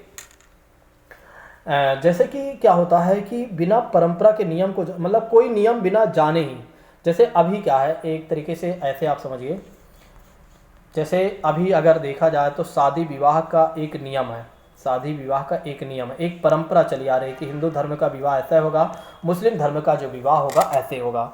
ठीक है, यहाँ पर क्या है कि बिना पहले परंपरा जाने ही उसके आधार पर नैतिकता तय की जा रही है। ठीक है, इसीलिए कहा गया पूर्व नैतिक स्तर कहा गया है। तो पूर्व नैतिक स्तर की विशेषता क्या है, 6 से लेकर 10 वर्ष है। इसमें जो नैतिकता होती है बच्चों में, वो एक तरीके से दुविधाओं से संबंधित होती है। कहने का मतलब ये है कि उनके लाभ या हानि पर आधारित नैतिकता होती है। तो ध्यान रखिएगा, पूर्व परंपरागत स्तर में क्या होता है या पूर्व नैतिक स्तर में क्या होता है कि बच्चों में जो नैतिकता होती है वो दुविधाओं से संबंधित होती है, यानी कि उनके जो प्रश्न होते हैं वे लाभ हानि पर आधारित होते हैं। इसमें समझिएगा, इसको 2 भागों में इन्होंने आगे चलकर बांट दिया। तो पूर्व परंपरागत स्तर या नैतिक पूर्व स्तर की बात करते हैं तो इसको 2 चरणों में बांटा गया है। एक तो पहली बात ये है कि दंड तथा आज्ञा पालन अभिमुखता। देखिए यहाँ पर नैतिकता 2 प्रकार से आती है। देखिए, एक तो दंड के आधार पर यानी डर से बचने के आधार पर जब नैतिकता आती है तो उसे क्या माने जाती है, मतलब दंड वाली नैतिकता है, यानी कि दंड से बचने के लिए बच्चे में नैतिकता आई है। ठीक है, ये कहते हैं एक तरीके से कोलबर्ग ने यहाँ कहा भी है कि कोई बालक यदि स्वीकृत व्यवहार अपनाता है तो इसका जो कारण है दंड से बचने को वो मान रहा है, तो उसके आधार पर दंड के, यानी कि कह सकते हैं डर के आधार पर उसमें नैतिकता आती है। दूसरी बात करते हैं, आज्ञा पालन के आधार पर भी नैतिकता आती है। आज्ञा पालन के आधार पर नैतिकता कैसे आती है, जैसे कि क्या होता है कि अगर कोई बड़ा कुछ कहता है तो एक तरीके से क्या होता है उसकी बात को मान लेता है, तो ये उसकी क्या होती है, आज्ञा पालन अभिमुखता वाली नैतिकता। यानी कि कहने का मतलब ये है कि 2 प्रकार से नैतिकता आती है। एक तो दंड डर के आधार पर भी नैतिकता आती है, और दूसरी एक तरीके से आज्ञा पालन के भाव के आधार पर भी कहीं ना कहीं एक तरीके से नैतिकता आती है। दोस्तों इसको आइए समझ लेते हैं किताब के माध्यम में क्या कहा गया। देखिए, बालक के मन में आज्ञा पालन का भाव दंड पर आधारित होता है। ठीक है, यहाँ पर आज्ञा पालन का जो उनका भाव होता है वो दंड पर आधारित होता है। इस अवस्था में बालक में नैतिकता का ज्ञान होता है, क्योंकि उन्हें पता है कि अगर मैं ऐसा नहीं करता हूँ तो कहीं ना कहीं मैं डांट खाऊंगा या मार खाऊंगा। तो दंड और आज्ञा पालन के आधार पर भी नैतिकता आती है। बालक स्वयं को परेशानी से बचाना चाहता है और इसीलिए इन्होंने कहा कि कोई बालक यदि स्वीकृत व्यवहार को अपनाता है तो इसका कारण है कि दंड से बचने के लिए उसमें नैतिकता आई है। देखिए, दंड से बचने के लिए जो नैतिकता आती है वो एक तरीके से उसकी क्या माना जाती है कि आज्ञा पालन वाली अभिमुखता, यानी कि नैतिकता मानी जाती है। चलिए नेक्स्ट बात करते हैं, आत्मरुचि। इसमें अगर देखा जाए तो आत्म अभिरुचि तथा प्रतिफल के आधार पर नैतिकता आती है। देखिए, मतलब इसमें अगर देखा जाए तो बच्चा क्या करता है, अपनी प्राथमिकता को मतलब अपनी रुचि को प्राथमिकता देता है। तो पुरस्कार पाने के लिए उसमें क्या होता है, नैतिकता जो आती है उसे आत्म अभिरुचि या प्रतिफल के आधार पर प्रतिफल वाली नैतिकता मानी जाती है। देखिए इसको समझिएगा, पूर्व परंपरागत स्तर या पूर्व नैतिक स्तर में नैतिकता 2 प्रकार से आती है। एक तो दंड तथा आज्ञा पालन के आधार पर नैतिकता आती है, और दूसरा अगर देखा जाए तो आत्म अभिरुचि तथा प्रतिफल के आधार पर नैतिकता आती है। दंड तथा आज्ञा पालन में क्या होता है, आज्ञा पालन का जब भाव होता है तो दंड पर आधारित होता है। अगर किसी ने बच्चे से कहा कि तुम्हें इस काम को करना है तो बच्चा क्या करता है, उसे डर के आधार पर, डरने की वजह से क्या होता है, उसे पता है कि अगर मैं नहीं करूंगा तो मार खाऊंगा, तो डर के आधार पर उस काम को कर देता है, तो उसकी क्या हो गई, दंड तथा आज्ञा पालन के आधार पर नैतिकता आई है। दूसरी बात करते हैं, आत्म अभिरुचि तथा प्रतिफल की बात करते हैं। जैसे उसकी स्वयं की रुचि है कि मुझे इस काम को करना चाहिए, तो उस काम को जो करता है तो उसका क्या माना जाता है, आत्म अभिरुचि तथा प्रतिफल के आधार पर नैतिकता है उसके अंदर, यानी कि नैतिकता आई है। जैसे किसी ने बोला कि अगर इस काम को तुम करते हो तो तुम्हें 10,000 मिलेगा, तो बच्चा उस काम को करने लगेगा, तो उसके आधार पर भी उसमें नैतिकता आई है। तो self interest and reward orientation के आधार पर भी नैतिकता आती है, तो इस बात को ध्यान रखिएगा। अब आइए समझते हैं परंपरागत नैतिक स्तर, या एक तरीके से परंपरागत नैतिक स्तर की बात करते हैं, जो 10 से लेकर 13 वर्ष माना जाता है। देखिए, या मानी जाती है। देखिए, 10 से लेकर 13 वर्ष की अवस्था को या स्तर को क्या बताया गया है? परंपरागत नैतिक स्तर माना गया है। इसमें क्या होता है कि बालक दूसरे व्यक्ति के नैतिक मानकों को अपने व्यवहार में समाहित कर लेता है।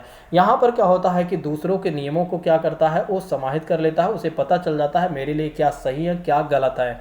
मतलब कहने का मतलब ये है कि सही और गलत को जान जाता है। इसके आधार पर जो नैतिकता आती है वो परंपरागत नैतिक स्तर आती है। ऐसे समझिए। देखिए, पहले क्या था कि बच्चा एक तरीके से क्या था, डर के आधार पर बच्चे में नैतिकता आई है। दूसरा, उसकी रुचि के आधार पर नैतिकता आई है।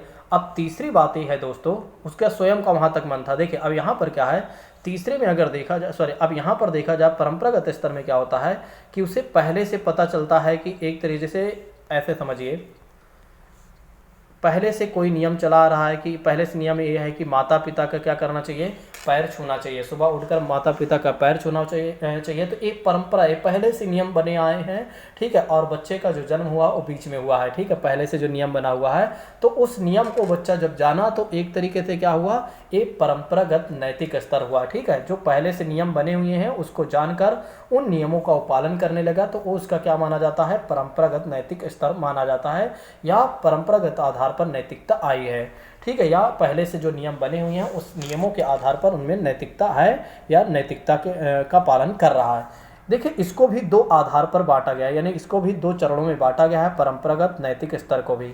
एक तो अधिकार संरक्षण अभिमुखता, यानी कि यहाँ पर क्या होता है कि बच्चे जो होते हैं नियम और व्यवस्था के प्रति जागरूक होते हैं, और इनके आधार पर क्या होता है? नैतिकता उनमें आती है। मतलब एक तरीके से क्या है, अगर उन्हें, देखिए अब यहाँ समझिएगा, परंपरागत स्तर का मतलब यहाँ आप ऐसे समझ लीजिए। देखिए, जैसे कोई नियम पहले से बना हुआ, जैसे वे स्कूल जाते हैं, जब वे स्कूल जाते हैं दोस्तों, जब वे स्कूल जाते हैं तो क्या होता है कि उन्हें पहले से पता होता है कि एक तरीके मान लेते हैं स्कूल में नियम बने हुए हैं। नियम ये बना हुआ है कि अब कोई भी बच्चा एडमिशन लेगा तो उससे क्या होगा कि एक तरीके से उसे फ्री ऑफ कॉस्ट कॉपी किताब मिलेगा।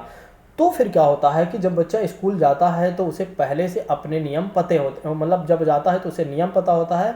अगर मैनेजमेंट ऐसा नहीं करता है, उसे कॉपी किताब नहीं देता है, तो फिर वो क्या करता है? शिकायत करता है। तो अगर देखा जाए तो इसमें क्या है कि वो नियमों और व्यवस्था के प्रति जागरूक है, उसके आधार पर उसकी नैतिकता आई है। तो नियमों और व्यवस्था के आधार पर जो नैतिकता आती है उसे एक तरीके से देखा जाए तो अधिकार संरक्षण वाली अभिमुखता वाली नैतिकता मानी जाती है, क्योंकि वो नियम और व्यवस्था के अनुपालन के प्रति जवाबदेह भी होते हैं। देखिए, वो नियमों को जान भी जाते हैं और एक तरीके से उसका अनुपालन भी करते हैं। अगर कोई बोला हुआ है कि तुम्हें कल सुबह 7 बजे ही कोचिंग आना है या क्लास करना है, तो वे 7 बजे आएंगे, क्योंकि उन्हें पता है कि एक तरीके से नियम यही है। तो नियमों को जब वो जान जाते हैं, उसके आधार पर, कहने का मतलब ये है, नियमों के आधार पर जब वे नैतिकता का पालन करते हैं तो वो कह सकते हैं कि नियम आधारित नैतिकता है वो, ठीक है। या अधिकार संरक्षण के आधार पर जब वे नैतिकता का पालन करते हैं तो वो अधिकार संरक्षण वाली नैतिकता मानी जाती है, क्योंकि उन्हें पता है कि क्या सही है क्या गलत है और ऐसा करना चाहिए या नहीं करना चाहिए। ये है अधिकार संरक्षण वाली नैतिकता। नेक्स्ट बात करते हैं अच्छा लड़का या अच्छी लड़की की बात करते हैं। इसमें क्या होता है कि जो बच्चे होते हैं एक दूसरे के सम्मान पाने की भावना के आधार पर उनकी जो नैतिकता आती है उसे माना जाता है एक तरीके से अच्छा लड़का या अच्छी लड़की वाली नैतिकता है, मतलब ये व्यक्ति कितना अच्छा है। तो ध्यान रखिएगा, नैतिकता में अगर देखा जाए तो नैतिक स्तर में अगर देखा जाए तो परंपरागत नैतिक स्तर में क्या होता है कि जब कोई पहले से नियम बना होता है उस नियम के आधार पर जो नैतिकता आती है उसे परंपरागत नैतिक स्तर माना जाता है। देखिए, किताब के हिसाब से मत चलिए, किताब में क्या है कि बिना फालतू बहुत सारी बातें लिख दी गई हैं। अधिकार संरक्षण का मतलब ये हो जाता है जब बच्चा नियमों को जान जाता है, जब बच्चा नियमों को जान जाता है, एक तरीके से अपने नियमों को जान जाता है, अपने अधिकारों को जान जाता है, तो उसके आधार पर जब वो नैतिकता मतलब दिखाता है तो उसका क्या माना जाता है? अधिकार संरक्षण वाली नैतिकता माना जाता है। जैसे मान लेते हैं फंडामेंटल राइट्स है, भारत देश में आप रह रहे हैं, भारत देश में आप रह रहे हैं तो आपको पता है कि आपको 6 प्रकार के फंडामेंटल राइट्स दिए गए हैं। तो उसके आधार पर जो आप नैतिकता दिखा रहे हैं, क्योंकि वो आपका अधिकार है, यहाँ आपको पता हो गया मेरा अधिकार ये है कि मैं अपनी बातों को रख सकता हूँ और कोई मुझे रोक टोक नहीं सकता है। तो ये है अधिकार संरक्षण वाली नैतिकता।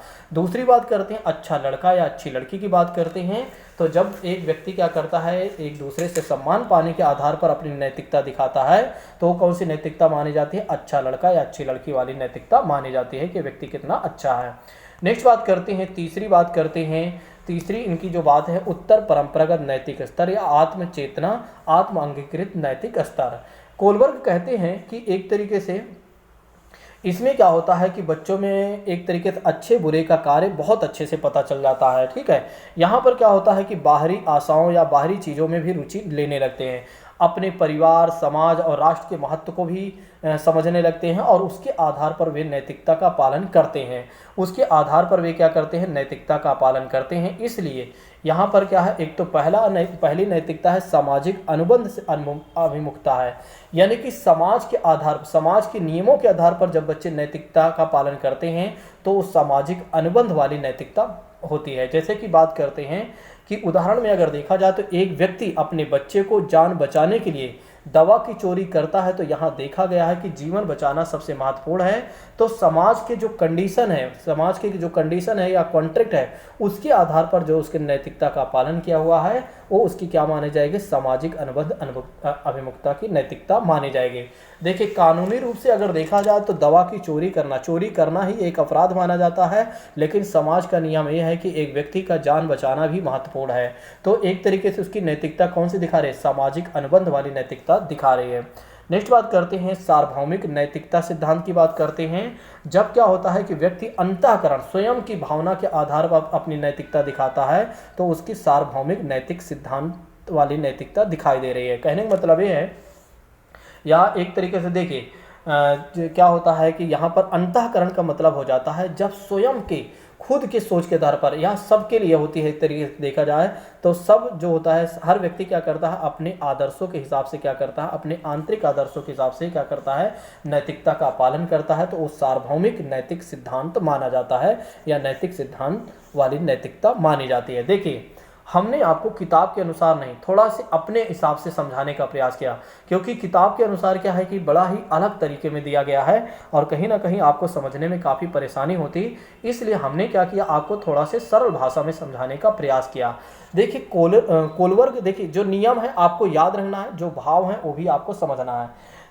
लॉरेंस कोलबर्ग का जो नैतिक विकास का सिद्धांत है, एक तो पहला है पूर्व परंपरागत स्तर या पूर्व नैतिक स्तर। जो पूर्व परंपरागत या पूर्व नैतिक स्तर है वो 4 से लेकर 10 वर्ष की अवस्था है, जिसमें जो नैतिकता होती है वो दंड या आज्ञा पालन के आधार पर नैतिकता आती है। यानी कि आज्ञा, किसी ने कहा कि तुमको ये काम करना चाहिए, बच्चा डर के भावना से उस काम को किया, तो उसकी नैतिकता मानी जाती है कौन सी? दंड और आज्ञा पालन के आधार वाली नैतिकता। आत्म अभिरुचि या प्रतिफल के आधार पर, जैसे बच्चे को पता है कि मुझे इस काम को करने से ज़्यादा अच्छा खुशी मिलती है और एक तरीके से जिस काम को करने में उसे खुशी मिलती है उस काम को उस आधार पर जब करता है तो उसकी आत्म अभिरुचि के आधार पर नैतिकता मानी गई। प्रतिफल की बात करते हैं, अगर किसी ने उससे कहा कि अगर तुम 10 पास हो जाते हो तो तुम्हें एक तरीके से तुम्हें पुरस्कार मिलेगा, तो बच्चे ने क्या किया, उसके आधार पर उसने पढ़ाई वगैरह किया।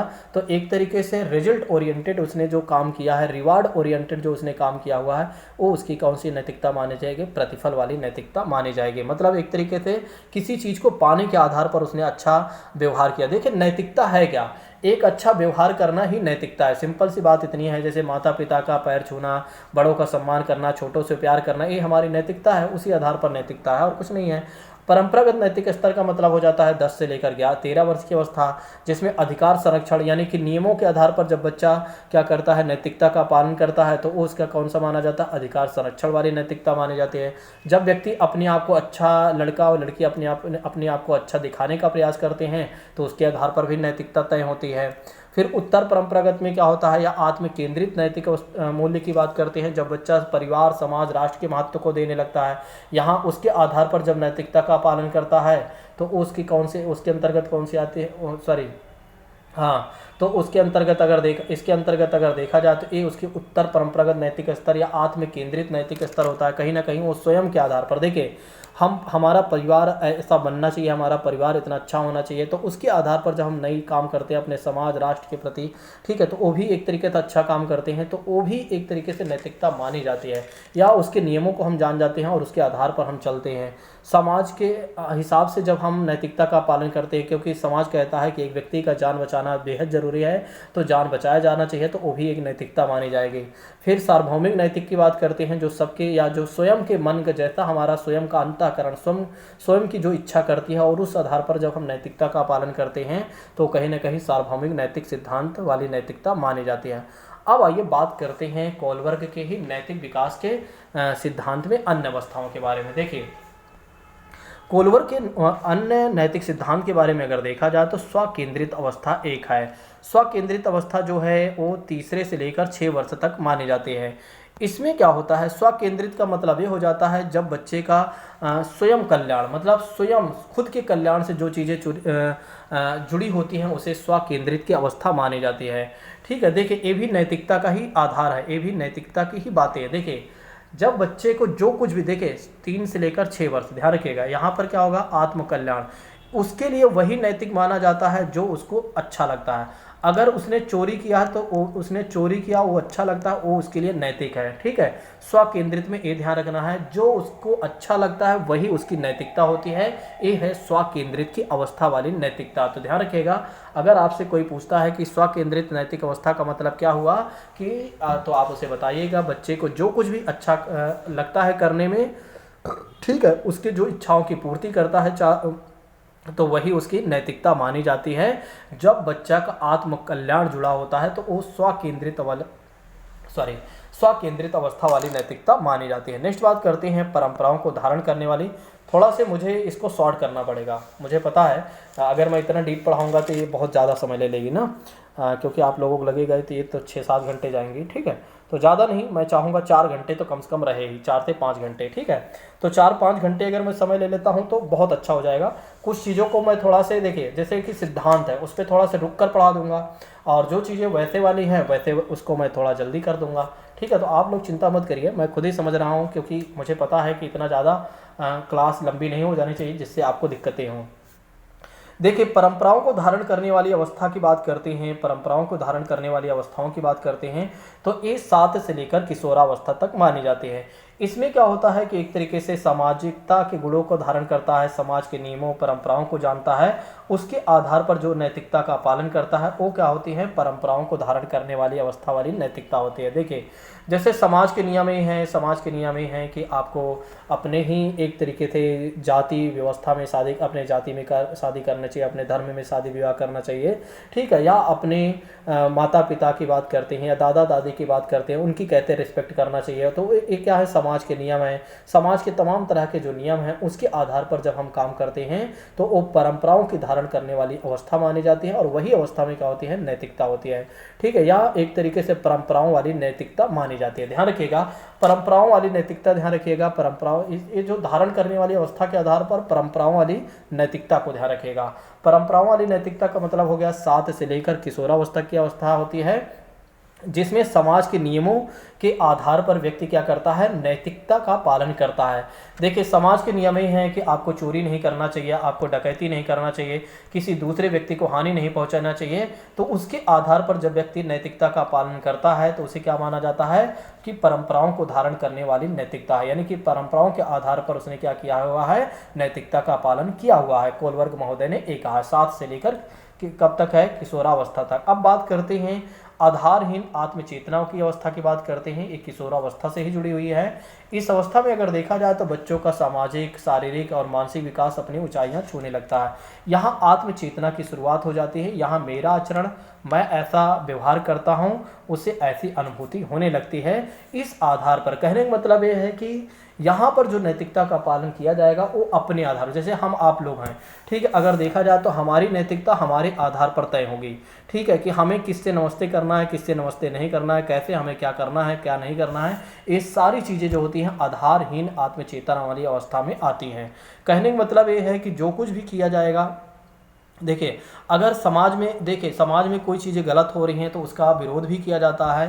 ठीक है, उसका विरोध भी हम करेंगे, या एक तरीके से क्या है, जब तक समाज में कुछ भी हो रहा हो, देखिए यहाँ पर एक बात और ध्यान रखिएगा, समाज में भले कुछ भी हो रहा हो, अगर हम समाज के नियमों से असंतुष्ट हैं तो हम समाज के नियमों का पालन उतना ज़्यादा नहीं करेंगे, हम समाज के नियमों का एक तरीके से उल्लंघन भी कर सकते हैं। मतलब हम अपने आधार पर जब नैतिकता का पालन करेंगे तो हमारी आधारहीन आत्मचेतना वाली अवस्था वाली नैतिकता मानी जाएगी। ठीक है, तो इस बात को ध्यान रखिएगा, भूलिएगा नहीं। देखिए यहाँ पर ये ध्यान रखिएगा कि आधारहीन आत्मचेतना वाली अवस्था में क्या होता है कि मेरा आचरण, मैं ऐसा व्यवहार करता हूँ, उससे ऐसी अनुभूति होने लगती है। तो उसके आधार पर जब व्यक्ति अपनी नैतिकता का पालन करता है कि मेरा आचरण है, मैं जैसा करना चाहता हूँ मैं करूँगा, मुझे कोई कुछ नहीं कह सकता है उतना ज़्यादा। जैसे वो समाज को जानता तो है लेकिन समाज के कुछ जो नियम होते हैं उनके उतना पालन वो नहीं करता है। ठीक है, तो ये है आत्मचेतना की अवस्था या आधारहीन आत्मचेतना की अवस्था। अब बात करते हैं आधार युक्त। यहाँ पर क्या होता है, नैतिकता हो या चारित्रिक विकास, यहाँ पर क्या होता है, चरम अवस्था पर आ जाते हैं। यहाँ पर व्यक्ति जो भी काम करेगा, यहाँ पर जो भी काम करेगा बड़ा ही सोच समझ कर करेगा। ये मान के चलते हैं कि अब 40-50 की उम्र में व्यक्ति गुजर रहा है तो यहाँ पर वो समाज के नियमों का भी पालन करेगा और यहाँ पर वो अपने आधार पर नहीं बल्कि हर अपने आधार पर ही करेगा, लेकिन एक तरीके से बहुत ज़्यादा सोच समझ कर करेगा। कहने का मतलब ये है कि यहाँ पर एक तरीके से उसके व्यक्तित्व का निर्माण काफ़ी ठीक ठाक हो जाता है। देखिए एक बार मैं तीनों चीज़ें जोड़ना चाहूँगा। देखिए स्वकेंद्रित अवस्था में क्या होता है कि बच्चा आत्मकल्याण, एक बच्चा होता है जो ये सोचता है, जो 3 से लेकर 6 वर्ष होता है, एक ऐसे बच्चे को ही ध्यान रख लेते हैं या बच्चों की बात कर लेते हैं। यहाँ पर क्या होता है, बच्चों में आत्मकल्याण जुड़ा होता है, उसके आधार पर नैतिकता का वे पालन करते हैं। उनके लिए क्या होता है, चोरी करना, डकैती करना, किसी को मारना पीटना, वैसे 3 से 6 वर्ष के बच्चे क्या करेंगे ज़्यादा, तो जो भी उनको लगता है वो उनके लिए नैतिक माना जाता है। वो चाहे जो भी करें उनके आधार पर वो नैतिकता है। परंपराओं को धारण करने वाले में क्या होता है कि समाज के नियमों के आधार पर क्या होता है कि बच्चा नैतिकता का पालन करता है 7 से लेकर किशोरावस्था तक। फिर आधारहीन चेतना आत्मचेतना की अवस्था में क्या होता है, स्वयं के नियम के आधार पर वो अपनी नैतिकता का पालन करता है जैसा उसे लगता है, क्योंकि वो कह रहा है ना यहाँ पर, मेरा आचरण है, मैं ऐसा व्यवहार करता हूँ।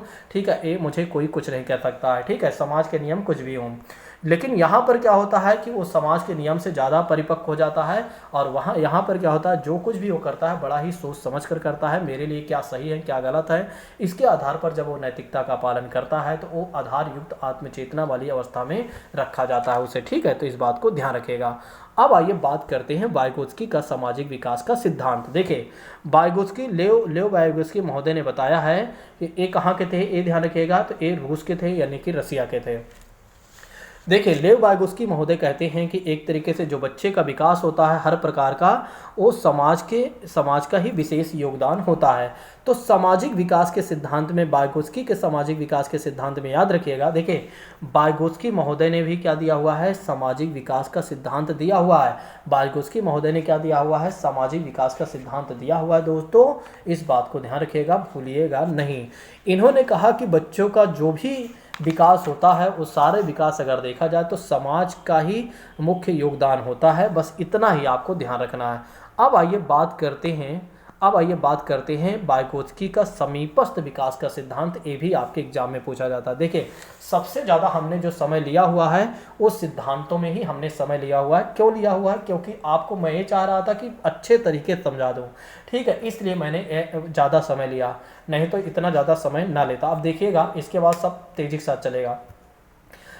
वाइगोत्स्की का जो समीपस्थ विकास का सिद्धांत है, ये कहते हैं कि एक तरीके से देखिए इसे स्कॉफ होल्डिंग के नाम से भी जाना जाता है। ध्यान रखिएगा, इसे स्कॉफ होल्डिंग के नाम से भी जाना जाता है। ये कहते हैं कि बच्चा जो कुछ भी करता है वो किसी न किसी की सहायता से करता है या किसी न किसी के मार्गदर्शन से करता है, तो वही क्या कहलाती है, एक तरीके से वो स्कॉफ होल्डिंग कहलाती है। यानी कि जब भी कोई समस्या बच्चा के समक्ष आती है तो उसका समाधान जब वो करता है तो किसी न किसी की सहायता या मार्गदर्शन से करता है, तो वो किसी न किसी का सहारा लेता है, तो वही क्या है, एक तरीके से स्कॉफ होल्डिंग है। ठीक है, तो स्कॉफ फोल्डिंग का मतलब क्या हो जाता है? स्कॉफ फोल्डिंग का मतलब हो जाता है समस्या के समाधान के लिए किसी साथी या किसी अन्य लोगों की उपस्थिति में कार्य करना या उसकी सहायता लेकर जो कार्य करने को ही क्या कहा जाता है? स्कॉफ फोल्डिंग कहा जाता है। तो ध्यान रखिएगा वाइगोत्स्की के बारे में। देखिए वाइगोत्स्की ने दो बातें, एक तो पहली बात है इन्होंने सामाजिक विकास का सिद्धांत दिया हुआ है। इन्होंने क्या कहा? इन्होंने कहा दोस्तों कि एक तरीके बच्चे का जो कुछ भी विकास होता है या जो भी विकास होता है वो उसमें समाज का विशेष योगदान होता है। हर प्रकार के विकास में बच्चे का समाज का विशेष योगदान होता है। और इन्होंने दूसरा सिद्धांत क्या दिया हुआ है? समीपस्थ विकास का सिद्धांत दिया हुआ है। इन्होंने कहा कि बच्चा जो कुछ भी करता है वो किसी न किसी के सहारे किसी भी समस्या का समाधान करता है तो किसी न किसी का सहारा लेता है, तो वो क्या कहलाती है? सहारा देने वाली प्रक्रिया कहलाती है। और जो सहारा देने वाली प्रक्रिया है वही स्कॉफ फोल्डिंग है। ठीक है, तो इस बात को ध्यान रखिएगा, भूलिएगा नहीं दोस्तों। अब आइए बात कर लेते हैं बाल केंद्रित शिक्षा के सिद्धांत के बारे में। देखिए बाल केंद्रित शिक्षा के बारे में, यानी कि अब हमारा अगला पॉइंट मतलब अगला चैप्टर है। अब हमारा अगला चैप्टर है वो है बाल केंद्रित वाला चैप्टर।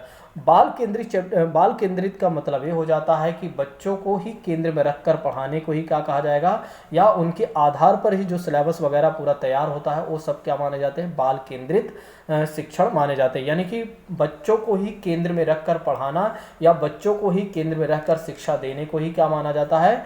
बाल केंद्रित शिक्षा माना जाता है। ठीक है, तो इस बात को ध्यान रखिएगा। जैसे एक तरीके से अगर देखा जाए तो जॉन डीवी महोदय कहते हैं, या जॉन डीवी महोदय के ही आधार पर मैं आपको बता देता हूँ।